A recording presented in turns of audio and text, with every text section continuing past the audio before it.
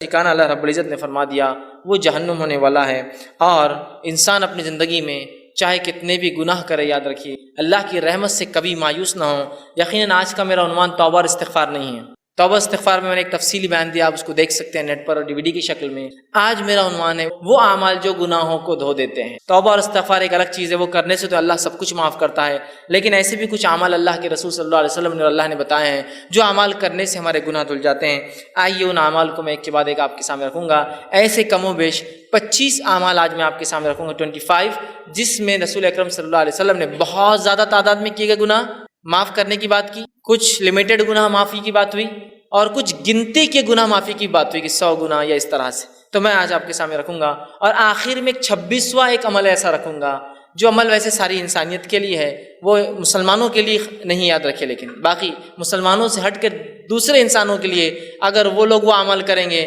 تو ان کے بھی اگلے پچھلے سارے گناہ معاف ہو جائیں گے۔ وہ 26واں اور آخری عمل ہوں گا جو مسلمانوں کے لیے نہیں ہوں گا، غیر مسلم بھائیوں کے لیے ہوں گا ہمارے، تاکہ وہ بھی اگر کرتے ہیں تو ان کے گناہ بھی معاف ہو جاتے ہیں۔ بہرحال تو میں آپ کے سامنے آج 25 اعمال ایسے رکھوں گا جن اعمال کے کرنے پر گناہ کے معافی کی خوشخبریاں دی گئی ہیں، لیکن گناہ کے معافی کی خوشخبریاں اس شخص کے لیے ہرگز نہیں ہیں جو اب اعمال کو سن کے یہ سوچے کہ اب تو گناہ کرنے کا لائسنس مل گیا، اس لیے کہ اب گناہ معاف ہونے کا طریقہ معلوم ہو گیا۔ اگر میں آپ کو ایک اریزر دوں، ربر دوں، بچے ہوتے ہیں نا جب پینسل سے لکھتے ہیں تو ان کو اریزر ربر دیا جاتا ہے، اگر میں آپ کو اریزر دوں، ربر دوں کہ اس کو مٹا لیا جائے، ایک آدمی جو اکاؤنٹس کرتا ہے سمجھ لیجیے، اور وہ پین سے لکھ رہا ہے، پینسل سے لکھتا ہے اور غلطیاں ہوتی ہیں، تو وہ سوچتا ہے کاش کوئی ایسی چیز جس سے مٹا دوں۔ اب میں اس کو اریزر دے رہا ہوں کہ بھائی میرے اگر کچھ غلطی ہو تو اریزر سے مٹا لیا کرو۔ اب اس نے کیا سمجھا معلوم آپ کو؟ اریزر جب آ گیا اس کے بعد اس کو لگا کہ اب غلطیاں کرنا چاہیے، اس لیے کہ اریزر ہاتھ میں آ گیا ہے، جبکہ اریزر ربر اس لیے دیا گیا تھا غلطی ہو جائے تو مٹا لو۔ تو توبہ اور استغفار اس لیے نہیں ہے کہ آپ گناہ کریں ہم اور توبہ کریں،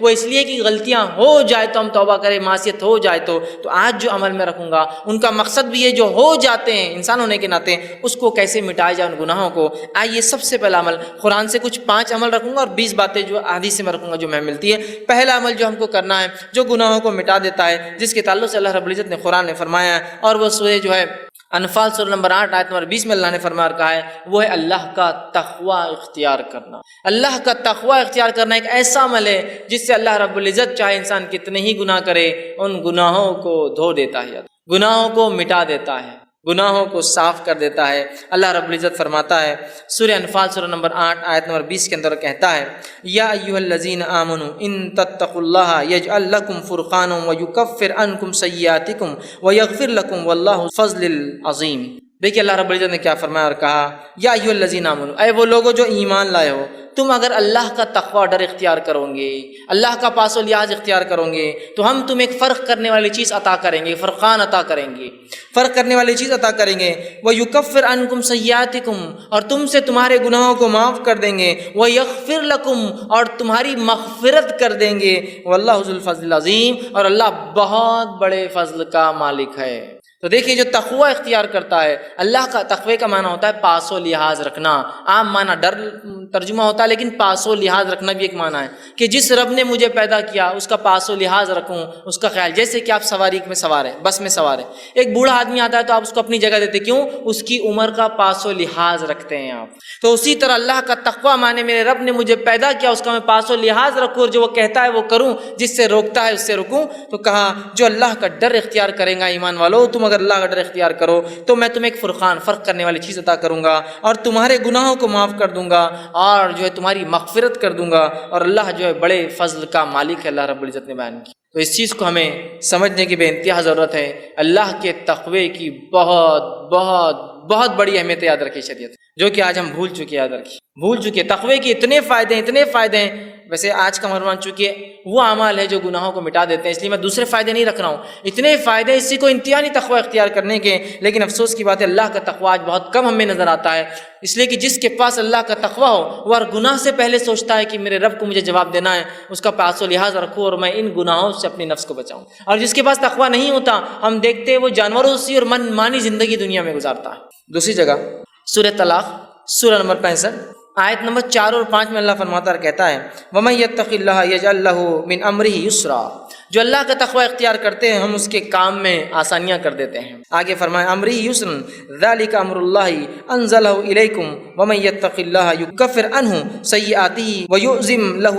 اجرا۔ دیکھیے اللہ کیا فرماتا ہے اگلی آیت میں کہ جو اللہ کا ڈر پاس و لحاظ اختیار کرتا ہے اللہ اس کے معاملات آسان کر دیتا ہے۔ اور اللہ رب العزت آگے فرما رہا ہے کہ اللہ نے جو ہے تمہارے طرف ایک اپنا ایسا حکم اتارا ہے کہ اگر اس حکم کے مطابق تم تقوی اختیار کرو تو اللہ تمہارے گناہوں کو جتنے سیئات ہیں اس کو معاف کر دیں گا، اور اللہ تعالیٰ بہت بڑے اجر دینے پر قادر ہے، بہت بڑے اجر کا مالک ہے۔ تو یہاں بھی دیکھیے تقوی اختیار کریں گے تو معافی کی بات ہوئی، ہمارے گناہوں کو مٹا دینے کی بات ہو رہی ہے۔ تو سب سے پہلا کام مجھے اور آپ کو جو کرنا ہے وہ اللہ کا تقوی اختیار کرنا ہے، اس لیے کہ اس کے بہت سارے فائدے ہیں۔ نبی اکرم صلی اللہ علیہ وسلم جو خطبہ حاجہ پڑھتے ہیں اس خطبہ حاجہ میں یہ آیت آپ بار بار جو ہے تلاوت کیا کرتے تھے، جو میں نے بھی خطبے کے ابتدا میں پڑھی، یا ایھا الذین آمنوا اتقوا اللہ وقولوا قولا سدیدا، اے وہ لوگوں جو ایمان لائے ہو سیدھی اور سچی بات کرو، یصلح لکم اعمالکم، اللہ تمہارے اعمال کی اصلاح کرے گا، ویغفر لکم ذنوبکم، تمہارے گناہوں کو معاف کرے گا۔ تو یہاں بھی دیکھیے اللہ رب العزت نے فرمایا کہ یا ایھا الذین آمنوا اتقوا اللہ، اے وہ لوگ جو ایمان اللہ کا تقوی اختیار کرو،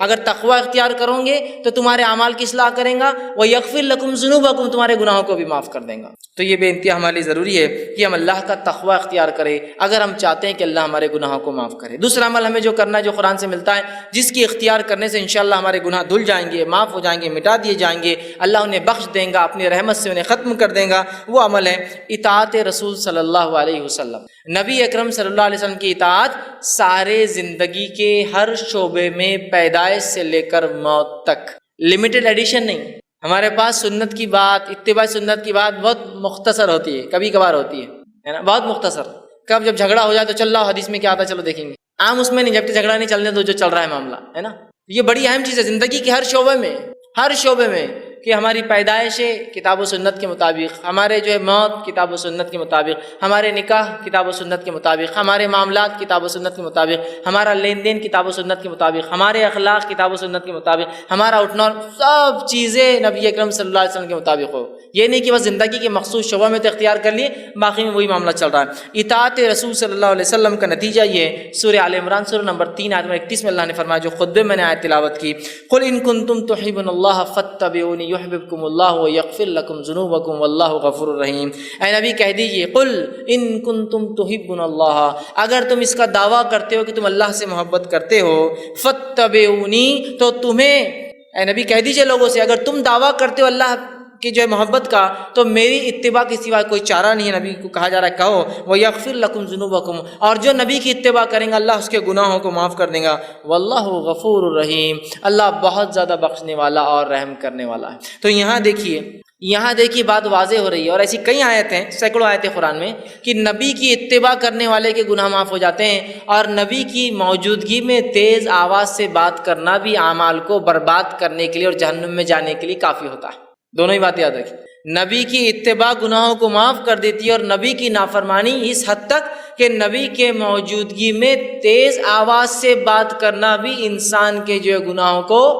معاف کر دے، جو ہے انسان کے جو ہے نیکیوں کو، اگر نبی کی موجودگی میں تیز آواز سے بات بھی کرے تو اس کی نیکیاں برباد ہو جاتی ہے، یاد رکھیے، اس کے نام عمل خالی ہو سکتا ہے۔ سورہ جو ہے حجرات اٹھا کر آپ دیکھیے، ابتدائی آیت ہے اسی پر ہے، نبی کی موجودگی میں تیز آواز بھی نہیں کرنا ہے، یاد رکھیے، یہ بات بڑی اہم ہے۔ اور نبی کے ادب میں ایک چیز یہ بھی یاد رکھیے، نبی کے ادب میں ایک چیز شامل ہے کہ نبی کا نام لے کر نہ پکارا جائے۔ اللہ رب العزت نے اپنی کتاب میں رسول اکرم صلی اللہ علیہ وسلم کو صرف 4 بار نام سے پکارا ہے۔ ایک بار تذکرہ تو عیسیٰ علیہ السلام کے واقعے میں ہو کہ عیسیٰ علیہ السلام نے بشارت دی کہ میرے بعد ایک نبی آئیں گے جس کا نام احمد ہوگا، واقعہ پوچھو کہ اس میں تذکرہ ہے، 4 بار نام لیا، صرف 4 آیتیں ہیں صرف۔ اس کے بعد جو اللہ رب العزت نے یا ایھا الرسول، یا ایھا النبی،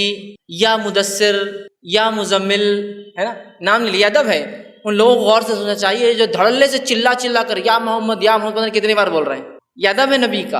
اور پتہ نہیں گا رہے ہیں اس کو، اور پتہ نہیں گانے میں 1000 بار وہ نام آ رہا ہے۔ نبی اکرم صلی اللہ علیہ وسلم کا نام آنے پر آپ پر درود بھیجنا ہم پر واجب ہے۔ تو اللہ عزت کر رہا ہے اپنے نبی کی، اور اللہ نے نام بہت مختص 4 ہی بار لیا صرف اپنے نبی کا، یہ ادب ہے نبی کا، یاد رکھیں۔ صحابہ بھی اللہ کے رسول صلی اللہ علیہ وسلم کو نام سے نہیں پکارتے تھے، یہ بات سن۔ تو اطاعت رسول اتنی اہم چیز ہے کہ اطاعت کرو گے جنت میں جاؤ گے، گناہ معاف ہوں گے، اطاعت نہیں کرو گے صرف نبی کی موجودگی میں تیز آواز بھی کرو گے تو اپنے نام اعمال کو جو ہے خالی پاؤں گے روز قیامت نیکیوں سے۔ تو نبی کی اطاعت، فرما برداری، یہ بڑی اہم چیز ہے۔ صحیح بخاری کی روایت ہے، نبی اکرم صلی اللہ علیہ وسلم فرمایا کہا، کل امتی یدخلون الجنۃ الا من ابا، میرے سارے کے سارے امتی جنت میں جائیں گے سوائے ان کے جو انکار کر دے۔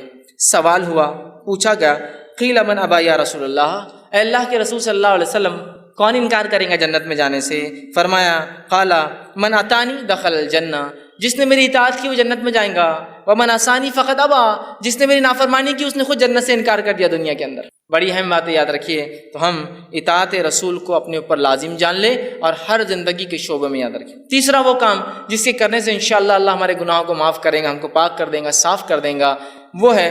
کبیرہ گناہوں سے اپنی نفس کو بچانا۔ قرآن میں اللہ رب العزت فرماتا ہے سورہ نساء سورہ نمبر 4 آیت نمبر 31 میں، اور کہا ان تجتنبوا کبائر ما تنہون عنہ نکفر عنکم سیئاتکم وندخلکم مدخلا کریما، کہ اللہ فرماتا ہے ان تجتنبوا کبائر، کہ اگر تم کبیرہ گناہوں سے اگر بچتے رہو جس سے تمہیں روکا گیا ہے، نکفر عنکم سیئاتکم، تو ان کبیرہ گناہوں سے بچنے کی بنیاد پہ ہم تمہارے گناہوں کو دوسرے معاف کر دیں گے۔ پتہ چلا کہ کبیرہ گناہوں سے بچنا ضروری ہے اگر صغیرہ گناہوں کو ہم معاف کروانا چاہتے ہیں تو، اس لیے کہ کبیرہ گناہ کے لیے تو توبہ لازم ہے، بچنا بھی ضروری ہے تاکہ صغیرہ گناہ معاف ہو۔ تو کہا اگر تم کبائر سے بچتے رہو تو ہم تمہارے صغائر چھوٹے گناہوں کو، دیگر گناہوں کو، دیگر معاملات کو انشاءاللہ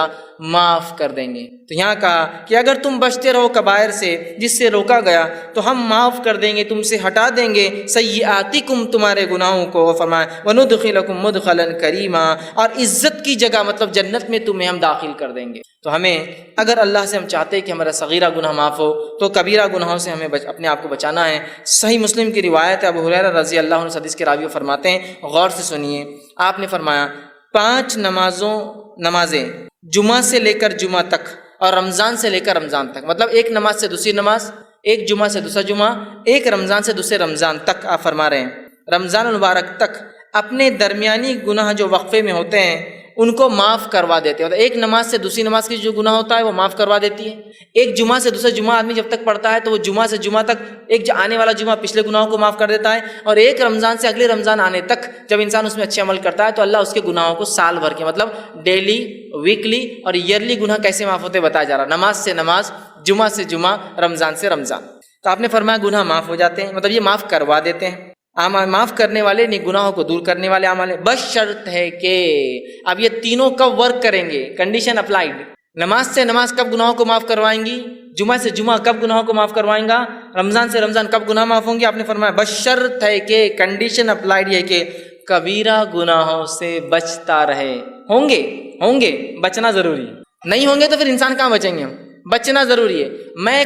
کبیرہ گناہوں سے اپنی نفس کو بچاتا رہتا ہوں تو لہٰذا میرے صغیرہ بھی معاف ہو جائے۔ تو ایک نماز سے دوسری نماز، ایک جمعہ سے دوسرا جمعہ، ایک رمضان سے دوسرا رمضان، تب معافی ہوں گی جب ہم کبیرہ گناہوں سے بچتے رہیں۔ ورنہ بہت سارے لوگ ہوتے ہیں، یہ ہم لوگ ان باتوں کو سن لے جو حدیث میں آ رہی ہے، ارے بہت اچھی باتیں، اور کبیرہ گناہ سے نہ بچے تو پھر یہ باتیں معافی نہیں دلوانے والی، اس لیے کہ کبیرہ گناہ جو ہے بغیر توبہ کے معاف نہیں ہوتے ہیں۔ اسی طرح چوتھا عمل جو قرآن میں آتا ہے کہ جو انسان اگر اختیار کرے تو اس کے گناہ پچھلے معاف ہو سکتے ہیں، جو خطا کاریاں، جو اس نے جو ہے برے کام، جو سیاہ اعمال وہ کر چکا ہے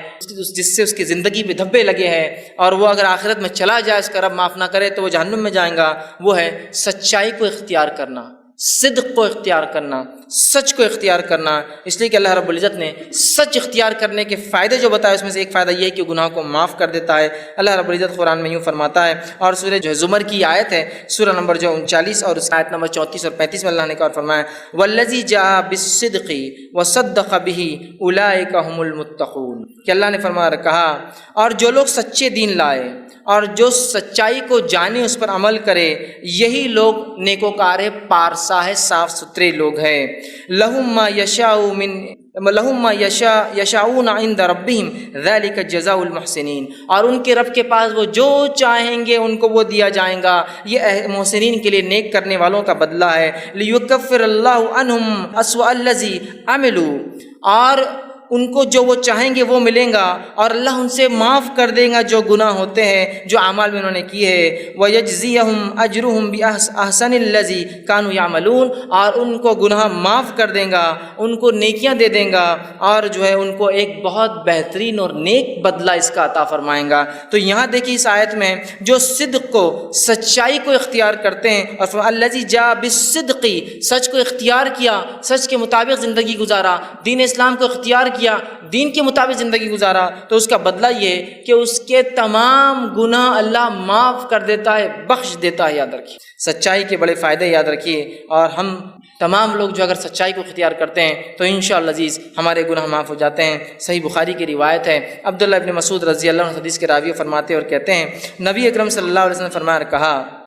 سچ کو لازم پکڑو کیونکہ سچ نیکی کی طرف رہنمائی کرتا ہے، اور نیکی جنت کی جانب رہنمائی کرتی ہے، اور آدمی سچ بولتا ہے اور سچ بولتا ہے اور سچ بولتا ہے حتیٰ کہ اس کا نام سچوں میں لکھ دیا جاتا ہے۔ اور پھر آگے آپ نے فرمایا کہا، اور یاد رکھو جھوٹ سے بچو، اس لیے کہ جھوٹ برائی کی طرف لے جاتا ہے اور برائی جہنم کی طرف لے جاتی ہے۔ انسان جھوٹ بولتا ہے اور جھوٹ بولتا ہے اور جھوٹ بولتا ہے اور اس کا نام کذاب جھوٹوں میں لکھ دیا جاتا ہے۔ تو ہمارے لیے بے انتہا ضروری ہے ہم سچ کو اختیار کریں، جھوٹ سے بچے، اس لیے کہ اللہ رب العزت جو ہے سچ بولنے والوں کو جو ہے ان کے گناہوں کو جو ہے معاف کر دیتا ہے۔ پانچواں عمل جو قرآن سے ملتا ہے جس سے کرنے سے ہمارے گناہ معاف ہوتے ہیں، وہ عمل ہے جو ہے صدقے کو چھپا کر دینا۔ صدقے کو چھپا کر دینا، بتا کر ظاہر کر کے نہ دینا۔ حالانکہ صدقے کو ظاہر کر کے دینا بھی جائز ہے، لیکن چھپا کر دینا یہ افضل عمل ہے۔ اللہ رب العزت فرماتا ہے سورہ بقرہ سورہ نمبر 2 آیت میں 271 میں اللہ نے فرمایا اور کہا، ان تبدوا الصدقات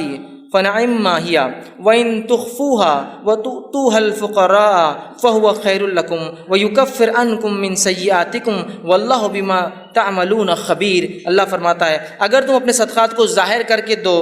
تو یہ بھی اچھا ہے، لیکن اگر چھپا کر دو، مخفی دو، ڈھانک کر دو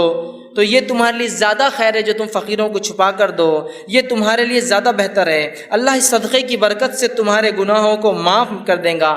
مٹا دے گا، ہٹا دیں گا، تم سے دور کر دیں گا، اور فرمایا سیئاتکم وبما تعملون خبیر، اور اللہ ہر اس عمل سے خبردار ہے جو تم کرتے ہو۔ تو صدقہ دکھا کر بھی دیا جا سکتا ہے اس سماج میں جہاں آپ کو لگتا ہے صدقہ دکھا کر دینے سے لوگ جوش میں آئیں گے اور عمل کریں گے، اور وہاں جہاں دیتے ہیں لوگ اور آپ بہتر سمجھتے چھپا کر دیں تو وہاں بند مٹھی دینا افضل ہے، اس لیے کہ صدقہ چھپا کر دینے سے گناہ معاف ہوتے ہیں، گناہ ہٹا دیے جاتے ہیں، اللہ رب العزت نیکی ہمارے نام اعمال میں لکھتا ہے۔ یاد رکھیں یہ بہت بڑی بات ہے، ہمیں کوشش کرنا چاہیے کہ ہم صدقہ کریں اور چھپا کر کریں، اور اپنے صدقے کو منی والعزا دکھاوا کر کے،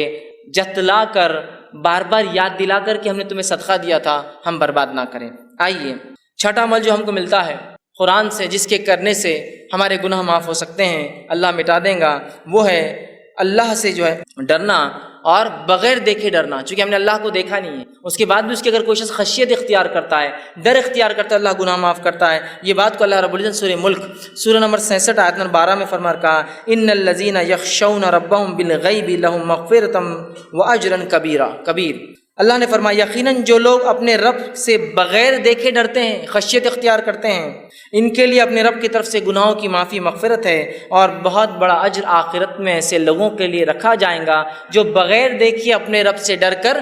گناہوں کو نہیں کرتے ہیں، نیکیوں کو کرتے ہیں، سبقت لیتے ہیں۔ سمجھ رہے ہیں آپ بات کو؟ کتنی اہم بات اس حدیث میں بتایا، جو ہے قرآن کی آیت میں بتائی جا رہی ہے کہ ہم جو ہے اللہ کو بغیر دیکھے کا خشیت اختیار کریں، کہ اللہ تو ہمیں دیکھ رہا ہے، ہم تو نہیں دیکھ سکتے، اللہ دیکھ رہا ہے، اور نیکیاں کریں تو انشاءاللہ ہمارے گناہ اللہ رب العزت جو ہے معاف کر دیتا ہے اور جہنم سے ہماری جو ہے نجات کر دیں گا۔ اسی طرح ساتواں وہ عمل جس سے کرنے سے گناہ معاف ہوتے ہیں اور نیکیوں میں انسان کے اضافہ ہوتا ہے، وہ ساتواں عمل یہ ہے کہ انسان جو ہے وضو کرنے کے بعد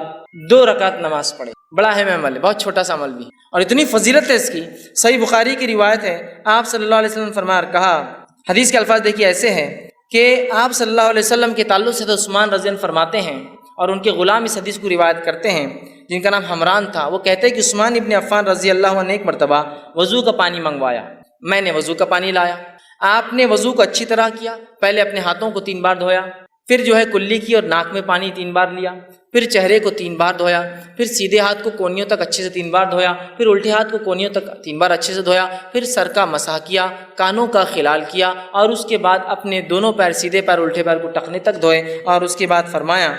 اور کہا کہ جو شخص ایسا وضو کرے 3 بار جس طرح سے میں نے بتایا ہے، اور فرمایا اور اس کے بعد 2 رکعت نماز پڑھ لے، اس کو تحیۃ الوضو کہتے ہیں، یہ کر لے ایسا عمل وضو مکمل، پھر جا کے 2 رکعت نماز پڑھے، اس کو تحیۃ الوضو کہتے ہیں۔ تو وہ فرماتے ہیں رسول اکرم صلی اللہ علیہ وسلم نے فرمایا کہ اللہ اس کے پچھلے تمام گناہ معاف کر دیتا ہے۔ لیکن اس حدیث میں ایک بات اور جو اضافی آتی ہے، دوسری روایتوں میں الفاظ آتے ہیں، وہ یہ ہے کہ وہ 2 رکعت نماز پڑھے وضو کے بعد، اور ایسی پڑھے کہ دل میں دوسرے کوئی خیالات نہ آئے، کوئی خیالات نہ آئے کہ یہ کیا ہو رہا ہوگا، وہاں کیا ہو رہا، بزنس سے کیا یہاں جائے، کوئی خیال نہ آئے، تو اس کے پچھلے سارے گناہ معاف کر دی جاتے ہیں۔ لیکن ایک بات میں یہاں ضرور رکھنا چاہوں گا، وہ یہ ہے کہ یہ تمام صغیرہ گناہ معاف ہوتے ہیں، کبیرہ گناہ بغیر توبہ کے معاف نہیں ہوتے، یہ بات یاد رکھ لیجیے، اس کے لیے توبہ ضروری ہے۔ اور بندوں کا حق ہے تو بندے سے معافی بھی ضروری ہوتی ہے، لیکن یہ صغائر سارے معاف ہو جائیں گے۔ صرف ایک عمل دیکھیے، اچھے سے وضو کرنا پرفیکٹلی، اور جا کے 2 رکعت نماز پڑھنا تحیۃ الوضو، گناہ سارے اس کے معاف ہو جائیں گے۔ اسی طرح جو ہے صحیح بخاری کی روایت ہے،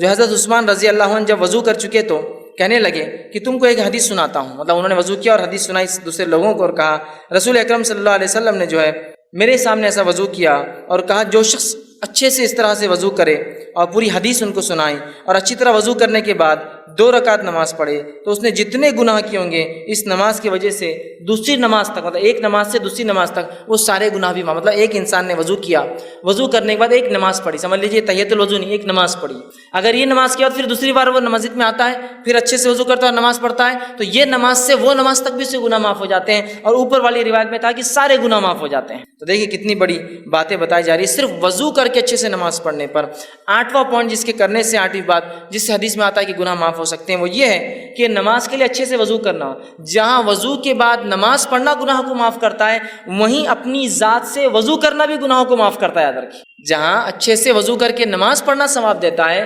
وہیں صرف اچھے سے وضو کرنا بھی انسان کے گناہ معاف کر دیتا ہے۔ اس سے ایک بات جو پتہ چل رہی ہے، اور بھی حدیثیں بھی آگے آ رہی ہے جو پتہ چلیں گی، وہ یہ ہے یہ تمام باتیں اس شخص کے لیے جو مسجد آتا ہے اور نماز پڑھتا ہے۔ نمازی جو نہیں ہے اس کے لیے سارے دروازے بند ہو جاتے ہیں۔ دیکھیے خود دیکھیں وضو کون کرے گا؟ جو نماز پڑھتا ہے۔ تحیۃ الوضو کون پڑھے گا؟ جو نماز پڑھتا ہے۔ تحیۃ المسجد کون پڑھے گا؟ جو نماز پڑھتا ہے۔ نفل اور مؤکدہ اور فرض کون پڑھے گا؟ جو نماز پڑھتا ہے نا۔ تو یہ ثواب سارے نمازیوں کے لیے۔ اب جو آدمی نماز نہ پڑھتا ہو تو اندازہ لگائے اس کے گناہ کتنے بڑھ رہے ہیں، اور صاف کرنے کا کوئی راستہ ہی نہیں ہے اس کے پاس۔ تو مسجدوں سے اپنا رشتہ جوڑ لے، ہم یاد رکھیے، تاکہ جانے انجانے میں جو گناہ ہو رہے سب معاف ہوتے جائیں گے ایک کے بعد ایک۔ کہ تو ایک وضو کرا، اچھے سے 2 رکعت پڑھی، سارے گناہ معاف۔ ایک وضو کے بعد نماز پڑھی، اگلے وضو کے بعد نماز پڑھی تو بیچ کے گناہ معاف۔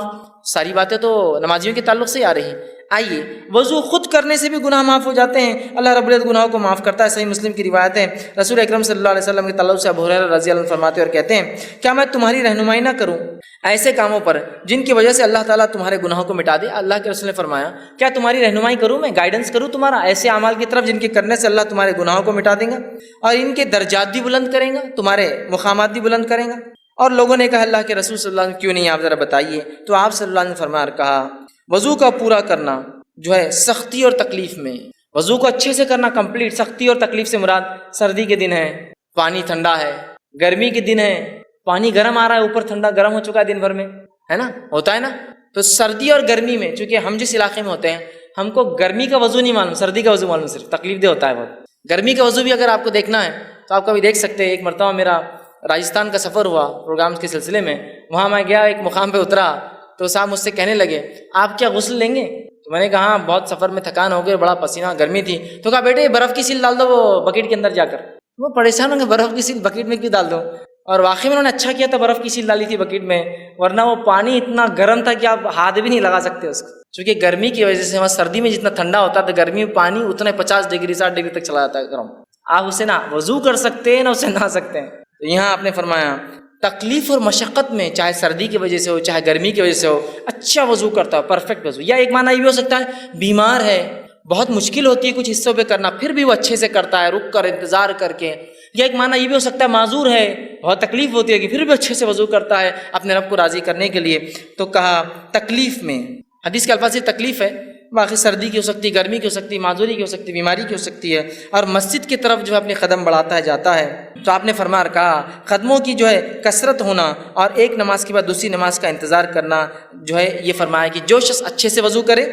اور مسجد کی طرف جائے، مطلب کثرت سے مسجد کی طرف جاتا ہے، اور ایک نماز سے دوسری نماز کا انتظار کرتا ہے، یہ تینوں لوگوں کے گناہ معاف کر دی جاتے ہیں۔ کون؟ پہلا انسان اچھے سے پرفیکٹ وضو کرنے والا، دوسرا کثرت سے پیدل مسجد جانے والا، اور تیسرا فرمایا ایک نماز کے بعد دوسری نماز کا انتظار کرنے والا۔ ان کے گناہوں کے تعلق سے فرمایا آپ نے یہ گناہ معاف کر دی جاتے ہیں۔ آپ نے صحابہ سے پوچھا کیا بتاؤں؟ صحابہ نے کہا بتائیے۔ آپ نے بتایا گناہ معاف کرنے والے اعمال۔ دیکھیے یہ باتیں بھی سب نمازیوں کے لیے، پھر یہ بڑی اہم بات ہے، ہم لوگ بس نماز سے جڑ جائیں، مسجدوں سے رشتہ جڑ جائے ہمارا، بس پھر انشاءاللہ عزیز بہت ساری مغفرتیں تو یہیں آتی رہیں گی، بہت سارے اعمال کی معافی ہوتے رہیں گی۔ اسی طرح جو ہے صحیح مسلم کی ایک بہت لمبی روایت ہے، اس روایت کے آخری الفاظ ایسے ہیں، ایک صحابی تھے جو اللہ کے رسول صلی اللہ علیہ وسلم کے پاس آئے، جن کا نام عمرو بن جو ہے ابسا تھا، اور یہ آ کر ایمان قبول کرتے ہیں، غیر مسلم تھے، ایمان قبول کا، اسلام قبول کرنے کے بعد اللہ کے رسول بہت ساری باتیں کی، بہت لمبی حدیث ہے۔ حدیث کے آخر میں ایک جملہ آتا ہے، انہوں نے پوچھا اور کہا، میں نے عرض کیا اے اللہ کے رسول صلی اللہ علیہ وسلم مجھے وضو کے بارے میں کچھ بتائیے۔ نبی اکرم صلی اللہ علیہ وسلم نے فرمایا، جب تم میں سے کوئی اللہ کا بندہ وضو کا پانی لے کر کلی کرتا ہے اور ناک میں ڈالتا ہے تو اس کے جتنے گناہ منہ سے اور ناک سے ہوئے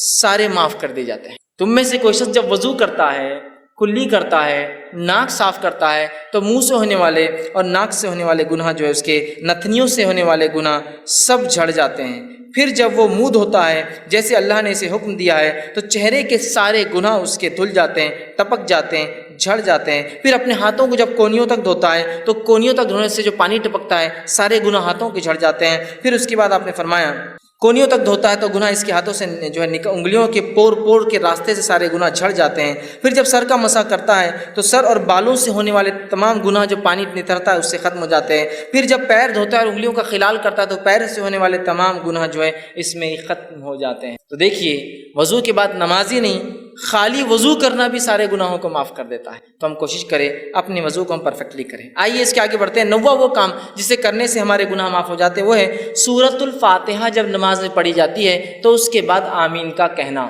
نبی اکرم صلی اللہ علیہ وسلم فرماتے، صحیح بخاری کی روایت ہے، آپ نے فرمایا، ابو ہریرہ رضی اللہ عنہ حدیث کے راوی، آپ نے فرمایا اللہ کے رسول صلی اللہ علیہ وسلم نے فرمایا جب امام آمین کہے تو تم بھی آمین کہو، کیونکہ جس کی آمین فرشتوں کی آمین سے مل جاتی ہے اس کے اگلے گناہ بخش دیے جائیں گے۔ ابن شہاب جو راوی روایت کرتے وہ کہتے ہیں کہ رسول اللہ صلی اللہ علیہ وسلم بھی آمین کہا کرتے تھے۔ دیکھیے حدیث کتنی واضح ہے۔ ابو ہریرہ رضی اللہ عنہ فرماتے ہیں اللہ کے رسول صلی اللہ علیہ وسلم نے فرمایا جب امام آمین کہے تو تم بھی آمین کہو۔ امام کو آمین کہنا چاہیے، اس لیے حدیث کہی امام آمین کہے تو تم بھی آمین کہو۔ حدیث بالکل واضح ہے، بخاری کی روایت ہے۔ جب امام آمین کہے تو تم بھی آمین کہو، جب تمہاری آمین اور فرشتے بھی آسمان پہ آمین کہتے ہیں اس کے ساتھ اگر مل جائے تو تمہارے اگلے پورے گناہ معاف ہو جائیں گے، ہے نا۔ دوسری ایک حدیث میں آپ نے فرمایا اور کہا جو صحیح مسلم کی روایت ہے، ابو ہریرہ رضی اللہ عنہ کے راوی اور کہتے ہیں رسول اللہ صلی اللہ علیہ وسلم نے فرمایا جب کوئی تم میں سے آمین کہے تو فرشتے آسمان پر آمین کہتے ہیں، پس اگر بندے کی اور فرشتوں کی آمین مل جائے تو اس کے اگلے گناہ بخش دیے جاتے ہیں، گناہ معاف کر دیے جاتے ہیں۔ کتنی اہم بات ہے نا۔ اب ہم میں سے بہت سارے لوگ آمین بولتے ہی نہیں، تعصب کی بنیاد پر، لا علمی کی بنیاد پر، جہالت کی بنیاد پر۔ یہ تو بات بہرحال ہو سکتی ہے، بہت سے لوگ اختلاف کرتے ہیں آمین تیز بولا جائے ہلو بولا جائے، لیکن جو حدیث ہے بخاری کی واضح ہے جب امام آمین کہے تو تم بھی آمین کہو۔ اللہ امام کو کہنا چاہیے، اسی طرح اللہ کے رسول فرمایا جب امام کہے تو تم بھی کہو، اور اللہ کے رسول خود کہتے تھے، اس لیے صحابہ نے سنا، پیچھے کہتے تھے تبھی تو سنا نا۔ اب کچھ لوگ کہتے نہیں وہ ہلو سے کہنا چاہیے، ٹھیک ہے اس بات کو بھی اگر میں مان لوں، for the sake of argument بولتے ہیں نا، بحث کے تک ٹھیک ہے بات مان لیں کہ ہلو کہنا چاہیے، لیکن ہلو ہو یا تیز ہو کہنا تو ہے نا، لیکن ہلو ہے اور تیز ہو کہنا تو ہے نا۔ اب دیکھیے ہمارے پاس کیا ہو رہا ہے، غیر المغضوب علیہم ولا الضالین آمین انا اعطیناک الکوثر فصلی۔ اب اس میں تیز اور ہلو آمین کہاں ہے؟ چلیے آپ کہہ رہے ہیں کہ نہیں ہلو کہنا، ٹھیک ہے ہلو بولیں گے، لیکن آپ نے تو رکا ہی نا، ایسی گاڑی لے گئے کہ وہ اسپیڈ بریکر سے بھی سیدھا چلے گئے۔ غیر المغضوب علیہم ولا الضالین، ٹھیک ہے آپ زور سے نہیں بولنا چاہتے لیکن بولنا تو ہے نا، دل میں بھی رکنا تو پڑے گا نا، بھاگ گئے آپ دوسری صورت کی طرف۔ امام کو چاہیے کہ وہ امامت کے ادب سیکھے، نبی اکرم صلی اللہ علیہ وسلم کی واضح حدیث ہے، اتنی بڑی فضیلت کو آپ چھوڑ دیتے اتنے آسانی سے۔ جہاں فضائل ثابت نہیں وہاں تو من مانے فضائل گڑھے جا رہے ہیں کہ یہاں سے کچھ لوگ گئے تو اللہ نے پورے خبر والوں کی مغفرت کر دیا، تم کو کیسے پتہ چلا؟ رسول اللہ صلی اللہ علیہ وسلم تو چلے گئے، وہی تو بند ہو گئی، آج کیسے پتہ چلا کہ فلاں لوگ فلاں جگہ سے گزرے تو اللہ نے پورے مردوں کی والی مغفرت کر دی؟ تھا آپ کو کیسے پتہ چلا؟ تو جو فضائل نہیں آپ بیان کرتے رہو، جو موجود ہے کہ تم آمین کہو جب امام آمین کہے، اس لیے کہ اگر تمہاری آمین فرشتوں کے آمین سے ملتی ہے تو تمہارے گناہ معاف ہوں گے۔ یہ بات کچھ ذرا سمجھ میں نہیں آتی ہے، کسی کو ڈسٹرب ہو جاتی ہے نماز اس کی، اور انہیں بولا نماز ڈسٹرب ہو جاتی ہے آمین کہنے سے۔ میرے بھائی اللہ کے رسول صلی اللہ علیہ وسلم کا فرمان ہے، میری اور آپ کی بات نہیں ہے نا، میری اور آپ کی بات نہیں ہے، یہ رسول اکرم صلی اللہ علیہ وسلم فرمان ہے اور کئی روایتیں ہیں۔ چلیے آپ بولتے ہلو بولنا چاہیے لیکن ٹائم تو دیجیے ہلو بولنے کے لیے، ولا الضالین کے بعد، تاکہ وہ کہے آمین، دل میں کہنے کو بھی تو ٹائم لگتا ہے نا، ان ہاتھیں شروع ہوگا دوسرا ہی سیدھا۔ تو بہرحال ایک بہت عمل پھر اہم ہم چھوڑ دے رہے، اس کا مطلب 10واں وہ عمل جس کے کہنے سے گناہ معاف ہو جاتے وہ عمل ہے جب امام کہے سمیع اللہ لمن حمدہ تو پھر مقتدی کہے ربنا ولک الحمد کہنا چاہیے۔ اس کی بڑی فضیلت صحیح بخاری کی روایت آپ نے فرمایا کہ جب امام کہتا سمیع اللہ لمن حمیدہ تو جو ہے آپ نے فرمایا کہے تو تم مطلب مقتدی جو پیچھے پڑھتے ہیں اللہم ربنا لک الحمد یہ کہو، تو اگر یہ کہنا فرشتوں کے کہنے سے مل جاتا ہے، مطلب فرشتے بھی یہ کہتے ہیں آسمان مل جاتا ہے، تو آپ نے فرمایا تمہارے اگلے سارے گناہ معاف ہو جاتے ہیں۔ آمین پہ کہا پچھلے سارے گناہ معاف ہوتے ہیں، اس پہ کہا اگلے سارے گناہ معاف ہو جاتے ہیں۔ مطلب آپ نے سورہ فاتحہ پڑھی، آمین کا گناہ اگلے معاف ہو گئے، جس کے بعد سمیع اللہ لمن حمیدہ ربنا لک الحمد پڑھا، پچھلے گناہ معاف کرا لیا۔ کتنی اہم فضیلت ہے نا یاد، تو ہمیں سمیع اللہ لمن حمیدہ کے بعد ربنا لک الحمد بھی کہنا چاہیے، یاد رکھیں، ٹھیک ہے، اس کی بھی بڑی فضیلت ہے، اور اس کے لیے بات بتایا گیا کہ پچھلے گناہ معاف ہو جاتے ہیں۔ اسی طرح 11ویں بات جو بتائی گئی جس کے کرنے سے عمل کرنے سے گناہ معاف ہوتے، وہ یہ ہے کامل توجہ کے ساتھ جمعے کا ادا کرنا، پورے خشوع اور خضوع کے ساتھ جمعہ پڑھنا، جمعے کی نماز پڑھنا۔ مطلب یہ ہفتے والے گناہ کیسے معاف ہو، وہ آ رہی بات ہے، وہ روز کے گناہ تھے، مطلب نماز سے نماز تھے، اب ویکلی گناہ کیسے معاف ہو سکتے ہیں ہمارے جمعے سے جمعہ۔ آپ صلی اللہ علیہ وسلم فرمایا، کہا بخاری کی روایت ہے، سلمان فارسی رضی اللہ عنہ حدیث کے راوی ہے، وہ کہتے ہیں کہ اللہ کے رسول صلی اللہ علیہ وسلم فرمایا کہا، جو آدمی جمعے کے دن غسل کرتا ہے اور اتنا پرفیکٹ جہاں تک ہاتھ جاتا ہے اپنے آپ کو اچھے سے صاف کرتا ہے، اچھے سے دھوتا ہے، پھر فرمایا صفائی کرتا ہے جہاں تک بھی ہاتھ جاتا ہے، پھر اپنے تیل میں سے تیل لگاتا ہے، مطلب اپنے بالوں میں تیل لگاتا ہے، پھر اپنے گھر والوں کی خوشبو میں سے خوشبو لگاتا ہے، مطلب اگر میسر نہ ہو خود کی نہ ہو تو گھر والوں کی خوشبو بھی لگا سکتا ہے، لے کر خوشبو لگاتا ہے، عطر لگاتا ہے، پھر کہتے ہیں پھر نکلے اور مسجد میں آئے اور اگلی صفوں میں بیٹھے، آگے بیٹھے جا کر، اس کے بعد جو ہے دو آدمیوں کو الگ نہ کرے، مطلب پیٹ انگال کے نہ جائے، دو آدمیوں کو الگ نہ کرے، اگلی صف میں جا کے بیٹھے، اور اس کے بعد جتنی نماز اس کے مقدر میں ہوتی نماز کو ادا کرے، مطلب جتنی ہو سکتی نفل پڑھے، سنت و نوافل کا اہتمام کریں۔ جب امام خطبہ دیتا ہے تو خاموش رہ کر غور سے اس کے خطبے کو سنیں کہ وہ کیا کہہ رہا ہے، اور اس کے بعد جمعہ ادا کریں، تو ایسے انسان کے ایک جمعہ سے لے کر دوسرے جمعہ تک تمام گناہ معاف ہو جاتے ہیں۔ جمعہ پڑھنا ہے خشوع اور خضوع کے ساتھ، ویکلی گناہ معاف کروا لینا ہے، اچھے سے نہا جہاں جا ہاتھ جا سکتا ہے، تیل لگایا، خوشبو، دیکھیے کوئی بھی ایسی چیز نہیں جو آپ بولیں ارے بہت مشکل کام دکھ رہا ہے اس میں سے، کچھ بھی نہیں، پھر تیل لگایا، خوشبو لگائی، مسجد گئے، اگلی صفوں میں بیٹھے، لوگوں کو انگالا نہیں، مطلب خالی جگہوں میں سے گئے، اس کے بعد دو لوگوں کو الگ نہیں کیا، نزدیک بیٹھے، خود خطیب کو غور سے دیکھا، سنا، جمعہ پڑھی، تو ایک جمعہ سے دوسرے جمعہ اس کے سارے گناہ معاف ہو جائے۔ کتنی بڑی بات بتائی جا رہی ہے۔ اسی طرح جو 12واں عمل جو ہے جس سے گناہ معاف ہوتے ہیں وہ یہ ہے کہ جو ہے نماز گناہوں کو مٹانے والی چیز، نماز خود بذات ایسا وضو کر کے نماز پڑھنا ہے، وضو کرنا گناہ مٹاتا ہے، نماز بھی گناہوں کو مٹاتی ہے۔ صحیح مسلم کی روایت ہے، نبی اکرم صلی اللہ علیہ وسلم فرمایا، عبداللہ بن مسعود رضی اللہ عنہ اس حدیث کے راوی وہ کہتے ہیں اور فرماتے ہیں، ایک آدمی رسول اللہ صلی اللہ علیہ وسلم کے پاس آیا اور عرض کیا، اے اللہ کے رسول صلی اللہ علیہ وسلم، میں نے ایک عورت کے ساتھ زنا چھوڑ کر باقی سب عمل کیا ہے، صرف زنا نہیں کیا۔ حدیث کے الفاظ دیکھیے، اس نے کہا، یا رسول اللہ صلی اللہ علیہ وسلم، ایک عورت سے میں نے مزہ اٹھایا مدینہ کے کنارے، اور میں نے سوائے جماع کے اس کے ساتھ سب کچھ کیا، زنا چھوڑ کر باقی سب کچھ، آپ میرے بارے میں حکم لگا دیجئے، سزا دے دیجئے، کیا میری سزا ہوتی ہے گناہ کی؟ ٹھیک، اللہ کے رسول جو ہے صلی اللہ علیہ وسلم کے ساتھ حضرت عمر کھڑے تھے، کہا، حضرت عمر نے کہا، جس گناہ کو تم نے چھپ کر کیا تھا کاہے کو آ کر بتایا لوگوں کے سامنے، توبہ کر لیتے اپنے رب سے خاموشی میں، زنا کی تو سزا ہے، اس کی کوئی حکم نہیں ہے نا، یہ تو گناہ ہے، اس کے لیے توبہ کرنا ہے۔ تو کہا جو گناہ تم نے چھپ کر کیا تھا، اب کاہے لوگوں کے سامنے تم نے آ کر بتایا، چھپا لیتے، ٹھیک ہے۔ تو وہ شخص وہاں سے چلا گیا، رسول اکرم صلی اللہ علیہ وسلم نے اس کو واپس بلایا، کہا ادھر آؤ۔ وہ شخص واپس لوٹ کر آیا، اور واپس آنے کے بعد آپ نے کہا، اس شخص کو کہا اور فرمایا اور کہا، چونکہ وہ شخص آیا تھا اور اللہ کے رسول کے ساتھ نماز بھی پڑھی تھی، چونکہ اس کی آگے کی تفصیلی روایت آگے آ رہی ہے، وہ میں انشاءاللہ وہ بھی رکھتا ہوں، تو آپ نے فرمایا، کہا اقم الصلاۃ طرفا النہار وزلفا من اللیل، کہ نماز قائم کرو دن کے وقت اور رات کے حصے میں، ان الحسنات یذہبن السیئات، اس لیے کہ نیکیاں گناہوں کو دور کر دیتی ہے، ذالک ذکر للذاکرین، اور یہ قرآن ایک ذکر ہے ان لوگوں کے لیے جو نصیحت حاصل کرتے ہیں، ذکر کرنے والے ہیں۔ تو یہاں دیکھیے کہ ان الحسنات یذہبن السیئات، نیکیاں جو ہے گناہوں کو مٹا دیتی ہے، چونکہ اس شخص نے نماز پڑھی تھی، آپ نے اشارہ کر دیا نماز پڑھو، مطلب اب تم رب سے اگر معافی مانگنا چاہتے ہو اپنے گناہوں کی تو کثرت سے نماز پڑھو۔ اسی جو ہے واقعے کے آگے اور تفصیلات صحیح مسلم میں آتی ہے، وہ تفصیلات ایسی آتی ہے کہ ایک شخص نبی اکرم صلی اللہ علیہ وسلم مسجد نبی میں آیا، آپ کے ساتھ آپ بیٹھے ہوئے تھے صحابہ کے ساتھ، آ کر اس آدمی نے کہا اور کہا، اللہ کے رسول صلی اللہ علیہ وسلم مجھ پہ حد قائم کر دیجئے، میں نے ایسا کام کیا ہے، گناہ کا کام کیا جس سے مجھ پہ حد قائم کر دیجئے۔ آپ صلی اللہ علیہ وسلم نے اس کا چہرہ اپنا پھیر لیا، وہ سامنے سے آیا، پھر چہرہ پھیر لیا، پھر سامنے سے آیا، پھر چہرہ پھیر لیا، پھر سامنے سے آیا، اذان ہوئی، آپ صلی اللہ علیہ وسلم نے اقامت دی گئی، آپ نے نماز پڑھائی، اس نے نماز ساتھ پڑھی، نماز کے بعد پھر آ گیا اور کہنے لگا کہ مجھ پہ حد قائم کیجیے، میرے سے یہ گناہ ہوئے۔ تب اللہ کے رسول صلی اللہ علیہ وسلم اس سے کہا اور پوچھا، جس وقت تو گھر سے نکلا تھا تو کیا تو نے اچھی طرح وضو کیا تھا؟ جب تو یہاں کے لیے آیا تھا مجھ سے ملنے، تو نماز کا وقت بھی تھا، تو نے گناہ کیا تھا، وضو کر کے آیا؟ تو اس نے کہا کیوں نہیں، میں نے کیا تھا اللہ کے رسول صلی اللہ علیہ وسلم۔ پھر فرمایا کہ ہمارے ساتھ تو نے نماز بھی پڑھی تو اس نے کہا ہاں میں نے آپ کے ساتھ نماز بھی پڑھی ہے۔ تو آپ نے فرمایا کہا اللہ نے جو ہے تجھے بخش دیا ہے اور تیری کوئی حد نہیں، اللہ نے تجھے معاف کر دیا ہے، تیری کوئی حد نہیں، یاد رکھی۔ تو یہ روایت اس طرف اشارہ کر رہی ہے کہ انسان جس سے گناہ ہو جاتے ہیں، گناہ ہوئے ہیں جو پاسٹ میں پچھلی زندگی میں اس نے کیے ہیں، اب لوگوں کے سامنے جا کر رسوا ہونے کی ضرورت نہیں ہے، اپنے رب کے سامنے کثرت سے نماز ادا کر، کثرت سے نماز پڑھے، اس لیے کہ نمازیں ان الحسنات یذہبن السیئات، نیکیاں گناہوں کو دھو ڈالتی ہے، مٹا دیتی ہے۔ تو ہم نماز کی دیکھیے کتنی فضیلت ہے، اس لیے میں نے شروع میں کہا تھا نماز پڑھنے والوں کے بڑے فائدے، اس لیے کہ وہ بہت ساری فضیلتوں کا فائدہ یوں ہی اٹھا لے رہے بغیر سوچے سمجھے۔ اسی طرح صحیح بخاری کی روایت ہے، رسول اللہ صلی اللہ علیہ وسلم نے فرمایا کہا کہ جو فرشتے شخص کے لیے دعا کرتے رہتے ہیں جو اپنی نماز کی جگہ اس وقت تک بیٹھا ہوتا ہے، جیسا جہاں نماز پڑھی اور وہیں بیٹھا ہوتا ہے جب تک کہ جو ہے اس کا وضو ٹوٹ نہ جائے،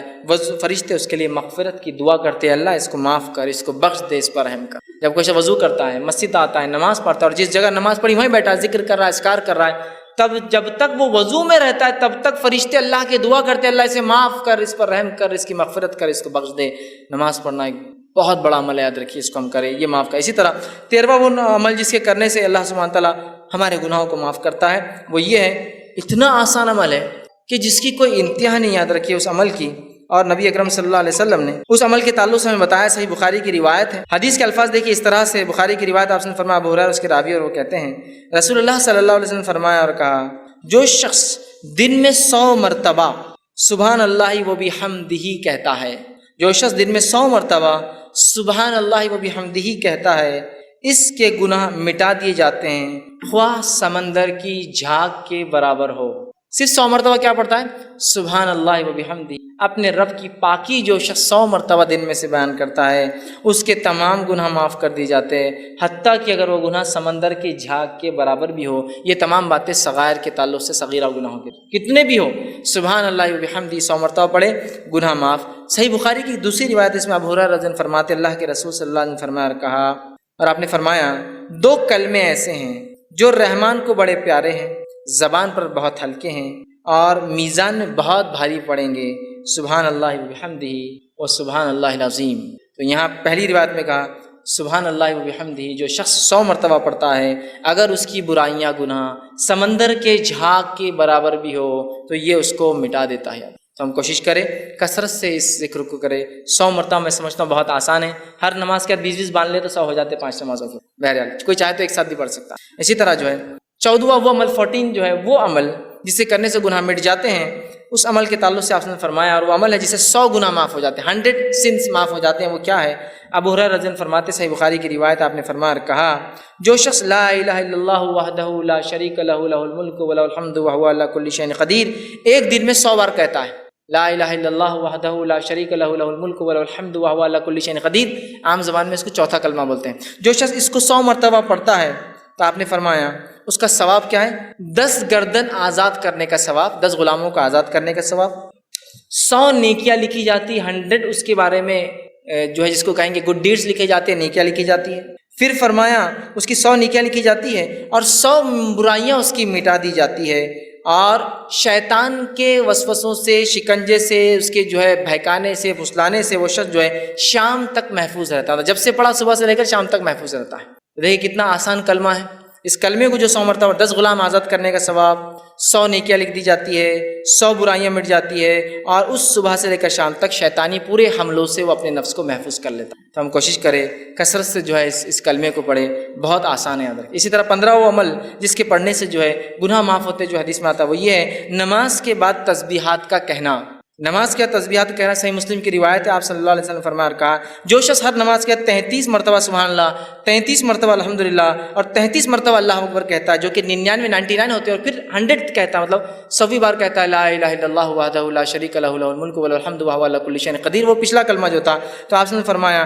کہ اس کی جو ہے ساری خطائیں معاف کر دی جائیں گی، اگرچہ سمندر کے جھاگ کے برابر کیوں نہ ہو، پورے اس کے گناہ معاف کر دی جاتے ہیں، چاہے سمندر کے جھاگ کے برابر کیوں نہ ہو۔ کتنا آسان ہے نا، 33 مرتبہ سبحان اللہ، 33 مرتبہ الحمدللہ، 33 مرتبہ اللہ اکبر، آخر میں کہنا ہے لا الہ الا اللہ وحدہ لا شریک لہ لہ الملک ولہ الحمد وہو علی کل شیء قدیر۔ اور رسول اکرم صلی اللہ علیہ وسلم ہر نماز کے بعد یہ کیا کرتے تھے، آپ کا یہ معمول تھا، یاد رکھیے، عادت شریفہ تھی کہ ہر نماز کے بعد یہ ذکر و اذکار اور بھی ہے لیکن اس میں یہ بھی شامل آپ ہمیشہ کیا کرتے تھے، ہم بھی کوشش کریں کہ ہر نماز کے بعد معمول بنا لیں کہ ہم ان تسبیحات کو جو ہے پڑھیں۔ 16واں وہ عمل جس سے کرنے سے گناہ معاف ہونے کی جو بشارت دی گئی بات بتائی کہ وہ یہ نیک لوگوں کی مجلس میں بیٹھنا، اللہ کا ذکر جہاں ہو رہا ہے اس مجلس میں بیٹھنا، یہ ہے اس کا ثواب یہ کہ اس سے بھی پچھلے گناہ معاف کر دیے جاتے ہیں، انسان کی مغفرت کر دی جاتی ہے۔ صحیح مسلم کی روایت ہے، بہت لمبی حدیث، ابو ہریرہ رضی اللہ عنہ اس حدیث کے راوی ہے۔ اس حدیث کے اندر ہے کہ فرشتے جو ایسی مجلسوں کو ڈھونڈتے رہتے ہیں جہاں اللہ کا ذکر ہوتا ہے، جب وہ ایسی مجلسوں کو پا لیتے تو ایک دوسرے کو اشارہ کرتے ہیں کہ ویسی مجلس مل گئی جہاں اللہ کا ذکر ہو رہا ہے، اور پھر سارے فرشتے آ جاتے ہیں اور وہ فرشتے جمتے جاتے ہیں، حتیٰ کہ جو ہے بہت اوپر تک جو آسمان تک جو فرشتے جو قطار در قطار جو جم جاتے ہیں، اور جو ہے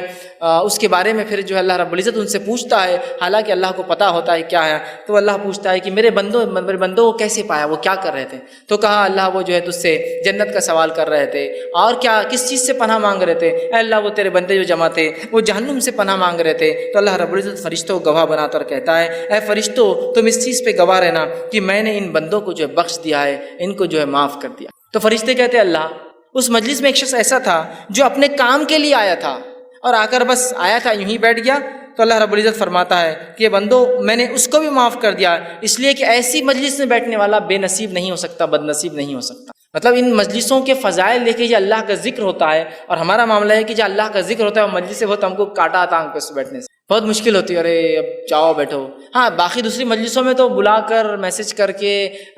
گاڑی میں بٹھا کر اپنے طرف سے پیسہ خرچ کر لے جایا جاتا ہے، نہیں اللہ کے دین کی بات جہاں ہو رہی ہے ارے نہیں وہ نہیں ہو رہا ہے، اور دین کی بات بھی سننے میں مزہ اور بد مزہ والا معاملہ چلتا ہے نا۔ جمعے کا خطبہ سنیں بہت مزہ آ گیا، آج بہت مزہ آ گیا، یہ کیسا مزہ آتا ہے میرے کو سمجھ میں نہیں آتا، دین کی بات سیکھنا ہے مزہ، اور بہت مزہ آ گیا آج، ارے وہ وہاں مزہ نہیں آتا، وہ مقرر ہے کرے بہت مزہ آتا، ارے انہوں نے مزہ نہیں آتا۔ دین کی بات سیکھنا، اس مجلس کے فضائل تو سنیے، یہ نہیں کہا کہ وہاں بہت اچھا مقرر ہے، بہت مزے والی باتیں کر رہا ہے، تم کو ساری مجلس کا تذکرہ ہے جو اللہ کا ذکر ہو رہا ہے، چھوٹی ہو سکتی بڑی ہو سکتی۔ تو اللہ پوچھتا ہے، فرشتے ڈھونڈتے رہتے ایسی مجلسوں کو، جب پا لیتے دوسروں کو بلاتے، جمع ہو جاتے آسمان تک، اللہ کو حالانکہ سب پتہ ہے، پھر بھی اللہ پوچھتا ہے کیا کہاں پایا، کیا کر رہے تھے، کیا مانگ رہے؟ تو کہا اللہ جنت کا سوال کرتے ہیں، کس چیز سے بچنا چاہتے تھے؟ اللہ تجھ سے جہنم سے جو ہے بچنا چاہتے ہیں۔ اللہ کہتا ہے فرشتوں گواہ رہنا میں نے معاف کر دیا۔ فرشتے کہتے ہیں اس مجلس میں ایسا ایک انسان تھا جو یوں ہی آ کر بیٹھا تھا۔ اللہ نے کہا، اللہ سبحانہ تعالیٰ فرماتا ہے یہ مجلس ایسی نہیں ہے جس میں بیٹھنے والا جو ہے بد نصیب ہو، مطلب وہ بھی اس کا فائدہ اٹھا لیتا ہے۔ اندازہ لگائیے اللہ کے ذکر کا کتنا بڑا فائدہ ہے۔ ہم کوشش کریں ایسی مجلسوں میں جائیں اور اس کا اہتمام کریں کہ اللہ کا ذکر ہو، ورنہ ہمارے پاس جو مجلسیں ہوتی ہے دنیاوی بات، فالتو باتیں، اور پتہ نہیں کیا کیا مجلس سجتی، مجھے بہرحال بتانے کی ضرورت نہیں۔ کوئی حرام کاریوں کی مجلس سے سجا رہا ہے، کوئی برائیوں کی مجلس سے سجا رہا ہے، لوگوں کو دعوت دی جاتی ہے، اور جب دینی مجلسوں کا بات آتا ہے لوگوں کے آنکھ پہ کاٹے کھڑے ہو جاتے ہیں، اس لیے کہ وہاں بہت مشکل ہوتی ہے، وہاں مشکل ہوتی ہے، بہرحال اس کو سمجھ نہیں۔ اسی طرح 17واں وہ بات، وہ گناہ، وہ عمل جس سے کرنے سے گناہ معاف ہوتے ہیں، وہ یہ ہے کہ گناہ کی بات فوراً اللہ کی طرف رجوع ہونا۔ گناہ ہوا اللہ کی طرف رجوع ہو جائیے کہ اللہ مجھ سے یہ گناہ ہوا، اور توبہ کرنا فوراً یہ گناہوں کو معاف کر دیتا ہے۔ ابو ہریرہ رضی اللہ عنہ حدیث کے راوی، بخاری کی حدیث ہے، آپ صلی اللہ علیہ وسلم نے فرمایا، کہا حدیث کچھ اس طرح سے کہ نبی اکرم صلی اللہ علیہ وسلم سے جو ہے آپ نے فرمایا، کہا ایک بندہ ہے جو گناہ کرتا ہے اور گناہ کرنے کے بعد عرض کرتا ہے اللہ مجھ سے گناہ مجھے معاف کر دے۔ اللہ تعالیٰ کہتا ہے فرشتوں سے، اے فرشتوں میرا ایک بندہ ہے جسے معلوم اس کا ایک رب ہے، اور وہ اس کو معاف بھی کر سکتا ہے اور اس کو سزا بھی دے سکتا ہے جو ہے، اور جو ہے میں نے اس کو جو ہے معاف کر دیا۔ پھر وہ بندہ دوسرا جو ہے ایک اور بار پھر خطا کرتا ہے، پھر وہ کہتا ہے اللہ مجھے معاف کر۔ اللہ کہتا ہے فرشتوں میرا ایک بندہ ہے جسے پتہ ہے اس کا ایک رب ہے جو معاف بھی کرتا ہے اور گرفت بھی کر سکتا ہے، اور میں نے اس کو جو ہے معاف کر دیا۔ پھر وہ خطا کرتا ہے، پھر کہتا ہے اللہ مجھ سے گناہ ہوا۔ اللہ کہتا ہے فرشتوں میرا ایک بندہ ہے جو جانتا ہے اس کا ایک رب ہے جو معاف بھی کرتا ہے لیکن پکڑ بھی کرتا ہے، اگر وہ جانتا ہے کہ دونوں ہو سکتا ہے، تم گواہ رہنا اس نے مجھ سے 3 بار معافی مانگی اور میں نے اس کو جو بخش دیا اور اس کو معاف کر دیا۔ گناہ ہوتے ہی فوراً معافی مانگنا، لیکن میں نے شروعات میں بات واضح کر دی تھی، اس کا ہرگز معنی یہ نہیں کہ آپ گناہ کریں اس لیے کہ اب بتایا جا رہا ہے اتنے جلدی معاف ہو جاتے ہیں۔ جیسے بہت سارے لوگ ہوتے ہیں، لوگوں کو خوب تکلیفیں پہنچاتے ہیں، خوب اذیتیں دیتے ہیں، اور اس کے بعد کہاں چلے گئے وہ صاحب؟ حج کو چلے گئے، وہ حج کو چلے گئے۔ ایک صاحب مجھے بتانے لگے کہ میں ایک صاحب کے پاس گیا، وہ ایک سنستھا سوسائٹی چلاتے تھے، میں نے ان کو پیسہ دیا جاب کے لیے، وہ مجھے 5-6 سال ٹھگا دیا، کوئی جاب واب نہیں ملی۔ اس کے بعد میں ایک بار گیا اور کہا اب تو پیسے دے دو، اللہ تم کو معاف نہیں کرے گا۔ تو بولے میری معافی پہلے ہی ہو گئی۔ تو صاحب نے کہا ایسے کیسے؟ میں نے حج کر کے آ گیا نا۔ بولے تو جتوں کا پہلے لیا تھا حج کر کے آ گیا تو پورا کلیئر کر دیا، بولے پرانا اب میرے پہ نہیں رہا۔ تو اندازہ لگے گویا حج کو ہم نے ایک طریقہ بنایا گناہ کرنے کا، گناہ ہو جائے تو نیکیاں کرنے سے مٹ جاتے ہیں، لیکن اس کا ہرگز مطلب نہیں گناہ کرو اس لیے کہ نیکیاں پھر کرو تاکہ مٹا دو، ہے نا۔ میں جا کے آ کے حج کو مفتی صاحب نے بول دیا کہ وہ پچھلا سب ختم ہو گیا، بندوں کا بھی ختم ہو گیا اور اللہ کا بھی ختم ہو گیا سب، اندازہ لگائی۔ تو بہرحال تو اس حدیث کے اندر دیکھیے وہ بندے سے خطا ہوئی، اس نے معافی مانگی، پھر خطا ہوئی، پھر معافی مانگی، پھر خطا ہوئی، پھر معافی مانگی، تو اللہ رب العزت جو ہے اس کی مغفرت کر دی۔ اور اس کے آپ نے حدیث فرمایا، حدیث کے الفاظ دیکھیے اس طرح سے، ایک مالک ہے جو گناہ بخشتا ہے اور جو ہے گناہ پر سزا بھی دیتا ہے، میں نے اپنے بندے کو 3 بار بخش دیا ہے، اب وہ جو ہے جیسے چاہے اعمال کرے، تو میں نے اس کی جو ہے مغفرت کر چکا ہوں، میں نے اس کی مغفرت کر دی ہے، معاف کر دیا اس کو۔ اس سے پتہ چلا جیسے ہی ہم سے گناہ ہو فوراً کیا کرنا چاہیے، اللہ سے گناہ کی معافی مانگنا چاہیے۔ یہ نہیں کہ گناہ ہو تو انتظار کرے، ہے نا، گناہ کرتے ہی معافی مانگ لے انسان، لیکن ہم جب گناہ کرتے ہیں تو جان کے کرتے گناہ ہے اور اس لیے معافی نہیں مانگتے کہ اگلی بار کرنا ہے، ابھی ختم تھوڑی ہوا، نہیں ابھی تو شروعات ہی، ابھی 1-2-4 سال ایسے ہی چلیں گا، اس کے بعد دیکھا جائے گا۔ تو گویا نیت بھی نہیں وہ معافی مانگنے کی، گناہ ہوا کہ وہ شخص معافی مانگ رہا ہے، اللہ بس خطا ہوگی مجھ سے، احساس ہے اس کو کہ میں غلط کام کر رہا ہوں، یا احساس ہے لیکن توبہ نہیں، کیوں؟ ابھی کنٹینیو کرنا ہے نا اس چیز کو۔ اور توبہ کی شرائط میں سے ایک شرط یہ بھی کہ اس کو عمل کو آئندہ نہ دہرائے، یہ نہیں کہ بس توبہ کر لی اور پھر وہ عمل جاری ہے، پھر وہ عمل جاری ہے، وہ شخص ایک غلطی کر رہا ہے توبہ کر رہا ہے، دوسری غلطی ہو رہی توبہ کر رہا ہے، تیسری غلطی ہو رہی توبہ کر رہا ہے رب سے فوراً۔ یہ طریقہ یاد رکھیں، تو ہمیں بھی چاہیے غلطی ہو فوراً توبہ کر لیں۔ 18واں وہ عمل جو ملتا ہے جس سے کرنے سے انسان کی گناہ معاف ہوتے، وہ یہ ہے لوگوں سے جو ہے تکلیف کو دور کرنا، لوگوں سے تکلیف کو دور کرنا۔ صحیح مسلم کی روایت ہے، آپ صلی اللہ علیہ وسلم فرمایا، کہا ابو ہریرہ رضی اللہ عنہ حدیث کے راوی، حدیث کے الفاظ اس طرح سے آپ نے فرمایا، جو ایک شخص جو ہے راستے میں جا رہا تھا، اس نے راہ میں کانٹوں والی ایک شاخ دیکھی، کانٹوں والی ایک شاخ، جھاڑ کی جو ہوتی ہے کانٹوں والی ایک شاخ دیکھی، تو اسے راستے سے ہٹا دیا، اللہ تعالیٰ نے اس نیکی کی جو ہے اس کی قدردانی کے بدلے اس کو بخش دیا، اس کی مغفرت کر دی۔ کس کے بدلے میں؟ راستے سے ایک کانٹے دار شاخ ہٹانے کی وجہ سے ایک انسان کی اللہ نے کیا کی؟ مغفرت کر دی، صرف کانٹے دار شاخ۔ صحیح مسلم کی ایک دوسری روایت ہے، اس کے الفاظ اس طرح سے ہے کہ ابو ہریرہ رضی اللہ عنہ فرمایا کہ اللہ کے رسول صلی اللہ علیہ وسلم نے فرمایا، کہا جنت میں ایک شخص کو میں نے دیکھا جو ہے گھوم اور پھر رہا تھا، گھومتے پھرتے دیکھا۔ جب پوچھا گیا کہ جنت میں کیسے اور کیسے گھوم پھر رہا ہے، تو بتایا گیا کہ اس نے ایک درخت تھا، جھاڑ تھا جو راستے میں تکلیف دے رہا تھا، اس شخص نے اس جھاڑ کو کاٹ دیا جو لوگوں کو تکلیف دے رہا تھا، اللہ نے اس کے بدلے جو ہے اس کی مغفرت کر دی اور اس پر رحم کر دیا اور اس کو معاف کر دیا۔ راستے سے ایک جھاڑ کو جو تکلیف دے رہا تھا ہٹا دیا۔ اس سے پتہ چلتا ہے کہ تکلیف کو راستے سے ہٹانا، لوگوں کو تکلیف دینے والی چیزوں کو ہٹانے سے کیا ہوتی ہے؟ اللہ ہمارے گناہوں کو معاف کرتا ہے، ہماری مغفرت کرتا ہے۔ اب اللہ ہم پر رحم کرے، ہم راستے میں تکلیف دہ چیز جاننے کو اپنا مقصد حیات سمجھنے لگ گئے، ہے نا۔ اچھا خاصا روڈ ہے، جھاڑ لگا دو، بولے جھاڑ لگائیں گے تو پھر دکان کا ٹپ آگے کر دیں گے، پھر کمرے کو آگے بڑھا لیں گے، پھر سب آگے بڑھ جاتا، پھر اگلے 2-4-10-12 سال کے ایک اور جھاڑ آگے لگا دو، پھر اس کو کیج بنا دو، پھر اس تک ایک دیوار، پھر گھر تھا 10 فٹ پیچھے اور ابھی 12 فٹ روڈ پہ آ گیا، دھیرے دھیرے جھاڑ لگاتے جاؤ، گھر آگے بڑھاتے جاؤ۔ اس شخص نے ایک جھاڑ جو راستے میں تکلیف دے رہا تھا کاٹ دیا۔ عام اعتبار سے جھاڑ نہیں کاٹنا چاہیے، یاد رکھیے، بلا وجہ، لیکن ضرورت تھی۔ ایک شخص نے کانٹے دار جو ہے چھڑی جو راستے میں پڑی تھی ہٹا دی، جو لوگوں کو چبھ رہی تھی۔ آج ہم لوگوں کے راستے بند کرنے کانٹے لگا دیتے ہیں، بہت لوگ جا رہے ہیں یہاں سے، راستہ ذرا بند کرنا پڑے گا۔ یہ الگ بات ہے کسی کی زمین جائیداد ہو اور لوگ اس میں گھس رہے ہوں تو آپ روک سکتے ہیں، لیکن لوگ رکا رہے نہیں، یہ راستے کو اپن ختم کر دیں گے، تھوڑی دیر بعد اپنے گھر کو اپن ادھر سے بند کر کے پورا لے لیں گے، ایریا لگا دو کانٹے۔ لوگوں نے لانا نہیں ہوتا ہے نا، گلی جہاں جا کے ختم ہوتی ہے، جس کا آخری گھر ہے وہ ادھر کا بھی لینا شروع کر دیتا ہے، دھیرے دھیرے کچرا، کانٹے، غلاظت اور ایریا کیپچر۔ آپ نہیں کر سکتے کوئی راستے کو بند، یاد رکھیے، کسی بھی قسم کا ہو، کتنا ہی چھوٹا اور بڑا ہو، یاد رکھیے کھلا رکھنا ہے راستوں کو ہم کو، یاد رکھیے۔ تو راستے کو اس نے ہٹا دیا۔ انسانوں سے تکلیف دہ چیز ہٹانے سے بھی اللہ رب العزت مغفرت کرتا ہے اور معاف کرتا ہے، گناہ ہمارے معاف ہوتے۔ تو ہم کوشش کریں ہم سے کسی کو تکلیف نہ ہو اور ہم راستے سے تکلیف کو ہٹانے والے بنیں، اس لیے کہ یہ ہمارے ایمان کا حصہ ہے۔ نبی اکرم صلی اللہ علیہ وسلم نے فرمایا ایمان کی 70 سے زیادہ 77 کے قریب شاخیں ہیں، اس میں سب سے افضل شاخ لا الہ الا اللہ ہے، اور سب سے نچلی جو ہے وہ ہے راستے سے تکلیف دہ چیز کو ہٹانا۔ تو یہ ہمارے ایمان کا بھی حصہ ہے، یاد رکھیے۔ ہماری گاڑیاں کہاں پارک ہو رہی ہے، ہماری چیزیں جو ہم رکھ رہے ہیں تو اس سے کیا کسی کو تکلیف ہو رہی ہے نہیں ہو رہی ہے، بہت سوچنا پڑے گا آپ کو، اس لیے کہ راستے سے تکلیف دہ چیز ہٹانا ہمارا طریقہ ہے، راستے میں تکلیف پیدا کرنا یہ مومن کا شیوار طریقہ ہے۔ 19واں وہ عمل جس سے کرنے سے گناہ معاف ہوتے ہیں جو حدیث میں آتا ہے وہ یہ ہے، جو ہے کوئی تکلیف آنے پر صبر کرنا۔ ایک تو دوسروں کو تکلیف نہیں دینا، اور ایک اپنے پہ تکلیف آئے تو صبر کرنا، یہ بھی جو ہے نیکیاں دیتا ہے، یاد رکھیں گناہوں کو معاف کرتا ہے۔ نبی اکرم صلی اللہ علیہ وسلم نے فرمایا، صحیح مسلم کی روایت ہے، عبداللہ بن مسعود رضی اللہ عنہ اس کے راوی اور کہتے ہیں کہ ایک دن رسول اللہ صلی اللہ علیہ وسلم کے جو ہے پاس میں گیا، آپ جو ہے بخار میں مبتلا تھے، میں نے آپ کے جسم مبارک پہ ہاتھ رکھے تو آپ کو بہت شدید بخار تھا۔ آپ صلی اللہ علیہ وسلم کے تعلق سے میں نے سوال کیا کہ اللہ کے رسول آپ کو تو بہت زیادہ بخار ہے، تو آپ صلی اللہ علیہ وسلم نے فرمایا مجھے 2 آدمیوں کے برابر بخار آتا ہے، مطلب اتنا بخار آپ کو آتا تھا جتنا 2 آدمیوں کا آتا ہے، مجھے 2 آدمیوں کے برابر بخار آتا ہے، ٹھیک ہے۔ تو حضرت عبداللہ ابن مسعود رضی اللہ عنہ فرماتے تو آپ کو اجر بھی دوہرا ہوگا؟ تو کہا مجھے اجر بھی اس کی وجہ سے دوہرا ملتا ہے۔ پھر فرمایا کہ کوئی ایسا مسلمان نہیں جس کو تکلیف پہنچے، بیماری ہو، کوئی تکلیف ہو، مگر اللہ تعالیٰ اس کے بدلے میں اس کے گناہ معاف کر دیتا ہے، جیسے ایک سوکھے درخت سے اس کے پتے جھڑ جاتے ویسے اس کے گناہ جھڑ جاتے ہیں۔ دوسری ایک حدیث کے اندر الفاظ اس طرح سے مسلم کی روایت ہے، جابر بن عبداللہ رضی اللہ عنہ بیان کرتے ہیں کہ اللہ کے رسول صلی اللہ علیہ وسلم جو ہے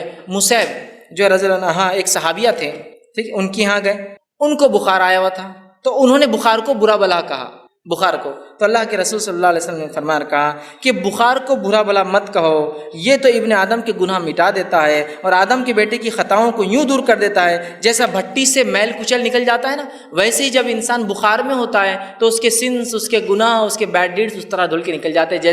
جیسے جو ہے میل کچل جو ہے لوہے سے گرم کرتے ہیں نا، تپاتے ہیں تو نکل جاتا ہے، اس طرح سے۔ تو بخار آنا، تکلیف ہونا، بیماری آنا، اس سے بھی مومن کو جو ہے نیکیاں ملتی ہے اور اس کے گناہ جو ہے معاف ہوتے ہیں، یاد رکھیے اس بات کو بھی ہم سمجھیں۔ اور جب ہمیں کوئی تکلیف آئے اس تکلیف پہ ہم جو ہے صبر کرنے کی کوشش کریں۔ اس تعلق سے بہت ساری باتیں بہرحال صبر کے تعلق سے آپ پہلے بھی سن چکے ہیں۔ 20واں وہ عمل جسے کرنے سے گناہ معاف ہوتے ہیں، روایتوں میں آتا ہے، وہ یہ ہے کہ اللہ تعالیٰ کی رضا کے لیے حج یا عمرہ کرنا، اللہ تعالیٰ کی رضا کے لیے حج یا عمرہ کرنا۔ صحیح مسلم کی روایت ہے، آپ صلی اللہ علیہ وسلم فرماتے ہیں، ابو ہریرہ رضی اللہ عنہ حدیث کے راوی، انہوں نے کہا کہ اللہ کے رسول صلی اللہ علیہ وسلم نے فرمایا جو کوئی اس گھر مطلب بیت اللہ میں آیا، نہ اس میں شہوت رانی کی، نہ شہوت رانی کی باتیں، نہ اس میں کوئی ایسا عمل کیا جو حج کو خراب کرتا ہے، اور نہ ہی جو ہے شہوت رانی کی باتیں کی، نہ گناہ کیا، تو حج کے بعد یہ ایسا پلٹتا ہے اپنے گھر جیسے اس کی ماں کے پیٹ سے ابھی اس نے جنم لیا۔ اور ظاہر سی بات ہے، انسان جب ماں کی پیٹ سے پیدا ہوتا ہے تو وہ سن لیس ہوتا ہے، بغیر گناہوں کے ہوتا ہے۔ تو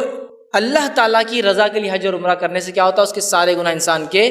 معاف ہو جاتے ہیں، لیکن یہ خالص اللہ تعالیٰ کے لیے کیا گیا حج اور عمرہ۔ اور ایک روایت میں الفاظ صحیح مسلم کے اس طرح سے ہے، جس کے ابو ہریرہ رضی اللہ عنہ راوی وہ فرماتے ہیں، اللہ کے رسول صلی اللہ علیہ وسلم نے فرمایا ایک عمرہ دوسرے عمرے تک کے درمیان کے تمام لرزشوں کا کفارہ بن جاتا ہے۔ ایک عمرے سے دوسرا عمرہ جب انسان کرتا ہے تو بیچ کے تمام گناہوں کی لرزشوں کا یہ کفارہ بن جاتا ہے۔ تو حج اور عمرہ اللہ کے لیے ہم خالص کریں، یہ گناہوں کے مٹانے کا سبب بنتا ہے۔ اللہ ہم پر رحم کریں، ہم نے اپنی عبادتوں کو دکھاوا اور ریا کا ایک ذریعہ بنا دیا۔ حج بھی کرتے ہیں تو اس لیے کرتے ہیں کہ اب سب نے گھر میں کر لیا تو سب ہم کو بول رہے تم نے نہیں کیے، کہ تم نے نہیں، چلو میں بھی چل جاتا ہوں۔ اندازہ لگائیے، حج اس لیے کر رہے ہیں کہ اتنی دعوتیں کھا لی ہے لوگوں کی کہ اب شرم آ رہی ہے، تو لہٰذا اب اپنے بھی ضروری حج کو جانا چاہیے تاکہ کوئی آ کے ہمارے گھر بھی کھائے۔ اندازہ لگائیے اس حد تک ہو رہا ہے۔ تو حج کو ہم دکھاوے کے لیے نہیں، خالص اللہ کے لیے کریں، سارے پچھلے گناہ معاف۔ دیکھیے پہلے نماز کے تذکرہ آیا، اب حج کا آ رہا ہے۔ فرائض سب سے اہم چیزیں یاد رکھیے، اس کو ادا کرنا یہ سب سے بڑی چیز ہے، اور یہ گناہوں کے معاف کرنے کا سب سے بہترین ذریعہ، اللہ سے نزدیکی کے سب سے بہترین ذریعہ۔ فرائض کے بعد نفل کرنے سے اللہ اور خوش ہوتا ہے، یاد رکھیں، لیکن خالی نفل کچھ کام کے نہیں جب تک فرائض نہ ہو۔ بہت سے لوگ ہوتے ہیں فرائض چھوڑ دیتے اور نفل میں لگے ہیں، فرائض کے بعد نفل اللہ قبول کرتا ہے، یاد رکھیں۔ اسی طرح 21واں عمل جس سے کرنے سے گناہ معاف ہوتے ہیں، وہی یوم عرفہ اور عاشورے کے دن کا روزہ رکھنا۔ یوم عرفہ اور عاشورے کے دن کا روزہ رکھنا، 9 ذی الحجہ کا اور 10 محرم کا روزہ رکھنا، یہ بھی گناہوں کو معاف کرتا ہے۔ صحیح مسلم کی روایت ہے، آپ صلی اللہ علیہ وسلم نے فرمایا اور کہا، عرفے کے دن کا روزے کے بارے میں پوچھا گیا تو آپ نے فرمایا اور کہا کہ یہ جو ہے 1 سال گزرے ہوئے اور 1 سال آنے والے گناہ کا مطلب 2 سال کے گناہ کا کفارہ ہے۔ اور پھر فرمایا کہ جو 10 محرم کا جو عاشورے کا روزہ ہے وہ 1 سال کے گزرے ہوئے گناہ کا کفارہ ہے۔ مطلب عرفے کا ایک روزہ 2 سال کے گناہوں کا کفارہ، اور عاشورہ کے 2 روزے ہوتے ہیں، ایک 9 کا یا 10 کا آپ رکھ سکتے ہیں، وہ 1 سال کے گناہوں کا کفارہ ہے۔ تو کتنا اہم عمل ہے، لیکن اس کو بھی ہم بآسانی چھوڑ دیتے ہیں، آئیں گا عاشورہ دیکھا جائیں گا، سنت تو ہے نا، اتنا کوئی ضروری عمل نہیں، اس لیے کہ فرض تو باقی ہم پورے کر رہے ہیں نا۔ بہت اہم عمل اس لیے کہ پچھلے 1 سال اور اگلے 1 سال کے گناہ معاف، 1 روزے سے اور 2 روزے سے 1 سال کے گناہ معاف، اس سے بڑا کیا ہو سکتا ہے کہ ایک دن 10-12 گھنٹے 15 گھنٹے بھوکا رہنا ہے اور اللہ سے 1 سال کی مغفرت کروا لینا ہے۔ یہ بڑی اہم بات ہے، یاد رکھیے، بہت سمجھنے کی ضرورت ہے، اور کوئی بھی عمل کو معمولی نہ سمجھے، ہم دین کے کرنے کی کوشش کریں۔ اس طرح 22واں عمل جو ہم کرنے سے ہمارے گناہ معاف ہو سکتے ہیں وہ رمضان سے متعلق ہے، وہ یہ ہے کہ رمضان کے روزے رکھنا۔ جو شخص رمضان کے روزے اس نیت سے رکھے کہ اللہ اس کا مجھے اجر دے گا، بخاری کی روایت ہے، ابو ہریرہ رضی اللہ عنہ حدیث کے راوی فرماتے ہیں، جس شخص نے ایمان کے ساتھ ثواب کی طلب کی نیت سے رمضان کے روزے رکھے تو اللہ تعالیٰ اس کے پچھلے گناہوں کو معاف کر۔ تو دیکھیے رمضان کے روزے، پھر روزے کی بات آ گئی، پہلے نماز کی بات آئی، پھر حج کی بات آئی، اب روزے کی بات آ رہی۔ روزے رکھنے سے اللہ ہمارے پچھلے گناہ رمضان کے رکھنے سے معاف کر دیتا ہے۔ کوشش کرے کہ بلا وجہ روزے نہ چھوڑے۔ خاص طور سے دیکھا ہے تو عورتیں بہت روزے چھوڑتی ہیں، مرد بھی چھوڑتے ہیں بہانے اور بڑے ان کی عادتیں اور لت اور فلاں فلاں، لیکن عورتیں بہت وہ کرتی ہیں، اس لیے کہ والدین بولتے نہیں بچی ہے، ایک بچی کمزور رہتی بچیاں، اس لیے ہم روزہ نہیں رکھا ہے، اور وہ کمزوری اور نہیں رکھانے میں شادی ہو گئی، پھر اس کے بچے ہو گئے، فلاں ہو گئے، بیچاری کو عادت ہی نہیں لگی روزے کی۔ کبھی روزہ رکھے تو چکر آ رہے، روزہ رکھے تو گر جاتی، روزہ رکھے تو ہیموگلوبن کم ہو جا رہا، روزہ رکھے تو فلاں ہو جا رہا، روزہ رکھے تو یہ ہو جا رہا، عادت نہیں ہے نا۔ 10 سال ہو جاتے انسان بالغ ہوتا ہے روزہ رکھنا ہے، تو آپ پہلے سے ٹریننگ دیجیے نا۔ عمر بن خطاب رضی اللہ عنہ کو دیکھا گیا، چھوٹے چھوٹے ان کے بچے تھے، آپ نے روزہ رکھوایا۔ کسی نے کہا امیر المومنین آپ کے بچے چھوٹے، روزہ کیوں رکھوایا؟ کہا عادت ڈالنے کے لیے۔ ظاہر سی بات 10 سال میں نماز فرض ہے تو روزہ بھی ہے، تو اچانک اب 10ویں سال کا بچہ پورے 30 روزے رکھیں گا؟ ٹریننگ دینا پڑیں گی نا آپ۔ 5-6 سال کا تو 2-4 رکھا، 7 سال کا تو 10 رکھا، 8 سال کا ہوا تو 10-15 رکھا، 9 سال کا ہوا تو سمجھو 20 رکھا، 10 سال میں آیا تو ظاہر سی بات اب 30 رکھنے کی طاقت آ گئی، اس لیے کہ ٹرینڈ ہو چکا ہے اتنے مہینوں میں۔ بہرحال یہ کرنے کی ضرورت ہے، رمضان کے روزے رکھنا۔ اسی طرح 23واں عمل جسے کرنے سے جو ہے اللہ سبحانہ تعالیٰ پچھلے گناہوں کو معاف کر دیتا ہے، وہ 23واں عمل یہ ہے کہ جو شخص رمضان کے رات میں قیام کرے، نماز پڑھے۔ اس لیے کہ آپ نے فرمایا اور کہا، بخاری کی روایت ہے، جس شخص نے رمضان کی راتوں میں قیام کیا ایمان اور اس حالت میں کہ اللہ سے ثواب طلب کرنے کی نیت سے، اس کے پچھلے سارے گناہ معاف ہو جائیں۔ اس میں کہا من صام رمضان ایمانا واحتسابا، جس نے رمضان کے روزے رکھے ایمان اور احتساب اس نیت سے کہ اجر دے تو اس کے پچھلے گناہ۔ یہاں کا من قام رمضان، جس نے رمضان میں قیام کیا، نماز اور اس نیت سے کہ اللہ اجر دیں گا، اس کے پچھلے گناہ معاف۔ تو رمضان کی قیام کو معمولی نہ سمجھے، کوشش کرے کہ ہم رمضان میں خوب سے خوب قیام کریں، زیادہ سے زیادہ کریں، تاکہ ہم اس اجر اور ثواب کے مستحق ہوں کہ پچھلے سارے گناہ معاف۔ اسی طرح جو ہے 24واں وہ پوائنٹ جس کے تعلق سے آتا ہے کہ جو شخص رمضان سے وہی متعلق ہے جو عمل کرنے سے گناہ معاف ہوتے ہیں، لیلۃ القدر میں قیام کر۔ رمضان میں تو ہی لیلۃ القدر کا بھی آتا ہے۔ بخاری کی روایت آپ نے فرمایا اور کہا، جس شخص نے ایمان اور ثواب کی نیت سے شب قدر میں قیام کیا، اس کے پچھلے گناہ معاف کر دیے جاتے ہیں۔ اب لیلۃ القدر یہ کوئی ایک رات نہیں ہے جیسا کہ ہوتا ہے آج عموماً، جو آج 27 ہے اور ہمارے پاس یہ رائے ہے ہندوستان میں کہ 27 کو لیلۃ القدر سمجھتے نہیں۔ لیلۃ القدر جو ہے آخری عشرے کی 5 طاق راتوں میں سے کوئی ایک رات ہے، یاد رکھیے، جو کہ 21 رمضان جو جا چکا ہے وہ بھی ہو سکتی تھی، 23 رمضان جو کہ وہ بھی گزر چکا ہے وہ بھی ہو سکتی تھی، 25 رمضان جو وہ بھی گزر چکا وہ بھی ہو سکتا تھا، آج 27 ہے یہ بھی ہو سکتا ہے، اور آنے والی 29 بھی ہو سکتی ہے۔ لیکن افسوس کی بات ہے ہم لوگ صرف ایک رات مناتے۔ کیوں؟ نہیں 5 راتیں جاگنا نہیں ہوتا، بہت مشکل ہوتی، جاب کا مسئلہ، آخری عشرے میں تو دھندا ہوتا، بزنس ہوتا، چھوڑ کے جا سکتے، فلاں ہیں۔ یہ لوگ جو جاگ نہیں سکتے، بزنس نہیں چھوڑ سکتے، نوکری نہیں چھوڑ سکتے، ان سے کبھی سوال ہو کہ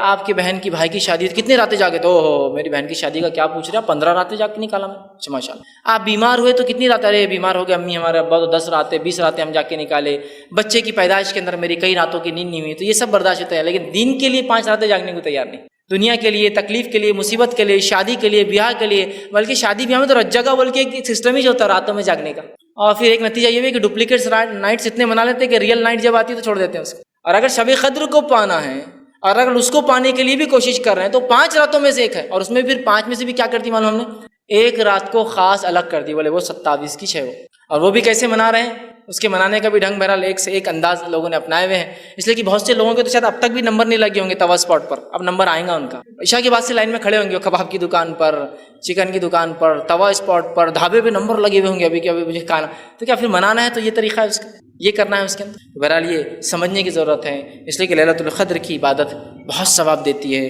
بہت بڑی چیز۔ اور رات کب سے شروع ہوتی ہے لیلۃ القدر؟ یاد ہے کہ رات مغرب سے شروع ہوتی ہے، عشاء کے بعد سے نہیں، مغرب ہو گئی ذکر و اذکار، تلاوت قرآن، اور آپ لگ جائیے، پھر عشاء پڑھی آپ نے، عشاء کے بعد آپ نے تراویح پڑھی، اس کے بعد آپ ہو سکتا ہے رات میں اور نماز نفل پڑھے، قرآن کا اہتمام کرے، یہ سب ذکر و اذکار کرے، کچھ دعائیں خاص جس رات میں کرنا چاہیے سب کرنا ہے۔ لیکن ہم لوگ جو ہے بہت کوتاہ نظر آتے ہیں، اور اس میں بھی 27 ایک، اور اس کو منانے کا طریقہ بڑا عجیب ہم نے اختیار کیا ہے۔ تو یہ 5 راتوں میں سے کوئی ایک یاد رکھے۔ اچھا ایک رات جاگ لیتے اور پوری نشانیاں فٹ بھی کر دیتے، ہاں آج ٹھنڈی تھی، بارش بھی، سب فٹ کر۔ بھائی میرے جو 5 جاگیں گے اس کو پتہ چلے گا آج کیا کیا ہوا تھا 27 میں، تاکہ 21 میں یہ ہوا تھا نہیں ہوا تھا، 23 میں ہوا تھا نہیں ہوا تھا، ایک رات جاگتے اور برابر ہاں موسم ٹھنڈا تھا، سب بارش ہوئی تھی، سب کر لیتے پھر نشانیاں۔ میں 5 جاگو تو ڈفرینس کر کے بتا پاؤں گی کہ کون سی ہو سکتی ہے، ایک کیسی ہو سکتی ہے۔ بہرحال اس کو سمجھنے کی ضرورت ہے۔ 25 اور آخری عمل جو انسان کرنے سے جو ہے اس کے گناہ معاف ہوتے، روایت میں آتا ہے وہ یہ ہے، صحیح مسلم کی روایت ہے، جو شخص اللہ کی راہ میں ہجرت کرے اس کے پچھلے سارے گناہ معاف ہو جاتے ہیں۔ اللہ کی راہ میں ہجرت کرنا، ہجرت سمجھتے ہیں اللہ کے راہ میں ہجرت بولے تو یہ نہیں کہ میں یہ شہر سے وہ شہر جا کے بزنس کے لیے جائے، ہجرت مانا ایک بستی اور شہر میں جب آپ کو اسلام پر عمل نہ کرنے دیے جائے، اس بستی اور شہر کو آپ چھوڑ کے دوسرے ایریا میں جائے، جیسا اللہ کے رسول صلی اللہ علیہ وسلم صحابہ جو ہے مکے میں جو عمل نہ کرنے دیا تو کچھ لوگ حبش گئے، اور اس کے بعد جو ہے مدینہ میں یہ ہجرت، دین پر عمل نہ کرنے، جو شخص اللہ کے لیے ہجرت کرے، چونکہ ہجرت بہت تکلیف دہ چیز ہوتی ہے، یاد رکھیے، اپنی زمین، اپنے ملک، اپنے شہر، اپنی بستی، اپنے آبائی مکان کو چھوڑنا کوئی مذاق نہیں ہوتا ہے، بہت اجر ہے اس کے اوپر، تو وہ کیا۔ اور آخری پوائنٹ جو 26واں میں نے آپ سے کہا تھا، لیکن وہ ایک ایسا پوائنٹ ہے جو اس شخص کے لیے ہے جو مسلمان نہیں، اس کے لیے ہے وہ شخص کہ اگر وہ بھی یہ کام کرتا ہے تو اس کے پچھلے گناہ معاف ہو جائیں گے۔ وہ صحیح مسلم کی ہی روایت ہے، آپ صلی اللہ علیہ وسلم کے پاس جو ایک صحابی آئے، انہوں نے اسلام قبول کیا، ایمان قبول، ایمان قبول کرنے کے بعد کہا اللہ کے رسول صلی اللہ علیہ وسلم اپنے حقیقی رب کو پہچانا اور اس پر ایمان لائے۔ کہ اللہ کے رسول صلی اللہ علیہ وسلم جب میں کفر کی حالت میں تھا 3 بیٹیوں کو دفنایا ہے میں نے ایک کے بعد ایک، کیا میرا یہ گناہ معاف ہوگا؟ اور ایک دوسرے روایت میں جب خالد بن ولید رضی اللہ عنہ ایمان لائے تو انہوں نے بھی جب ایمان لایا اللہ کے رسول صلی اللہ علیہ وسلم کے ہاتھ میں بیعت کیا تو کہا اللہ کے رسول کہ اللہ میرے پچھلے گناہ معاف کریں گا جو میں نے اسلام کے خلاف جنگیں لڑی ہیں اور صحابہ کو مارا تھا، آپ نے شہید کیا تھا، کیا اللہ معاف کریں گے؟ تو اللہ کے رسول صلی اللہ علیہ وسلم نے اس شخص کو خالد بن ولید کو فرمایا تھا کہ اسلام لانے سے پچھلے سارے گناہ معاف ہو جاتے، اس میں حقوق اللہ بھی ظاہر سی تو ایمان والا نہیں تھا اور حقوق العباد بھی معاف ہے، چونکہ اس نے 3 بیٹیوں کو دفنائے تھے اس صحابی۔ خالد بن ولید نے صحابہ کو شہید کیا لیکن اس کے بعد یہ معافی ہے۔ تو گویا یہ غیر مسلم کے لیے ہوتا ہے کہ اگر وہ سچے دل سے ایمان لاتا اپنے رب پر، خالص کر لیتا ہے اور اپنے پالن کرتا کو، اپنے بنانے والے کو، اپنے پیدا کرنے والے کو پہچان کر اس کے اوپر آستھا، اس کے اوپر ایمان لاتا ہے، اس کے اوپر فیتھ کرتا ہے، اس پر بلیف لا لیتا ہے تو اس کے بھی پچھلے سارے گناہ معاف ہو جاتے ہیں، اللہ سب معاف کر دیتا ہے اور ایک نئی زندگی اس کے اس دن سے چالو ہوتی ہے جس دن اس نے اسلام لیا۔ تو بہرحال یہ 26واں لیکن ایک الگ پوائنٹ تھا جو ایک غیر مسلم کے لیے لاگو ہوتا ہے، وہ کیسے اپنی معافی کروائے، کیسے اپنے گناہوں کی زندگی سے نکل کر اس دلدل سے نکل کر وہ آخرت میں سکسیس کو اٹینڈ کرے، آخرت میں وہ جہنم سے بچ کے جنت کا مستحق ہے۔ وہ یہ ہے کہ وہ خالص دل سے اپنے بنانے والے پر ایمان لائے اور اس کے آخری نبی محمد صلی اللہ علیہ وسلم پر ایمان لائے تو بہرحال اس کی مغفرت ہے، اس کے بھی سارے گناہ معاف ہو جاتے ہیں۔ تو یہ چند باتیں تھیں جو میں نے مناسب، اور لیکن صرف یہ بات یاد ہے کہ صرف یہی باتیں نہیں جو قرآن حدیث میں جو معاف کرتی ہیں، اور بھی بہت ساری آیتیں اور بھی بہت ساری حدیثیں جس میں تذکرے آتے ہیں، یہ عمل سے گناہ معاف ہوتے ہیں، وہ عمل سے گناہ معاف ہوتے ہیں۔ میں نے جو مناسب سمجھی کچھ چن کے آپ کے سامنے رکھنے کی کوشش کی، اور بھی آپ اگر مطالعہ کریں گے تو بہت ساری آیتیں، بہت ساری حدیثیں اور آپ کے سامنے آئیں گی جس میں معافی کے تذکرے آتے ہیں، یہ کرنے سے اتنی معافی، وہ کرنے سے اتنی معافی۔ ہم کو چاہیے کہ ہم دین کا علم حاصل کریں اور جاننے کی کوشش کریں، اس لیے کہ گناہ ہم سب سے ہوتے ہیں، کیسے مٹے گناہ اس کا ہم انتظام پہلے سے کر کے رکھیں، خطائیں سب سے ہوتی ہیں مجھ سے اور آپ سے، اس کو مٹانے کا طریقہ ہم جاننے کی کوشش کریں۔ میں اسی پر اپنی بات کو ختم کروں گا۔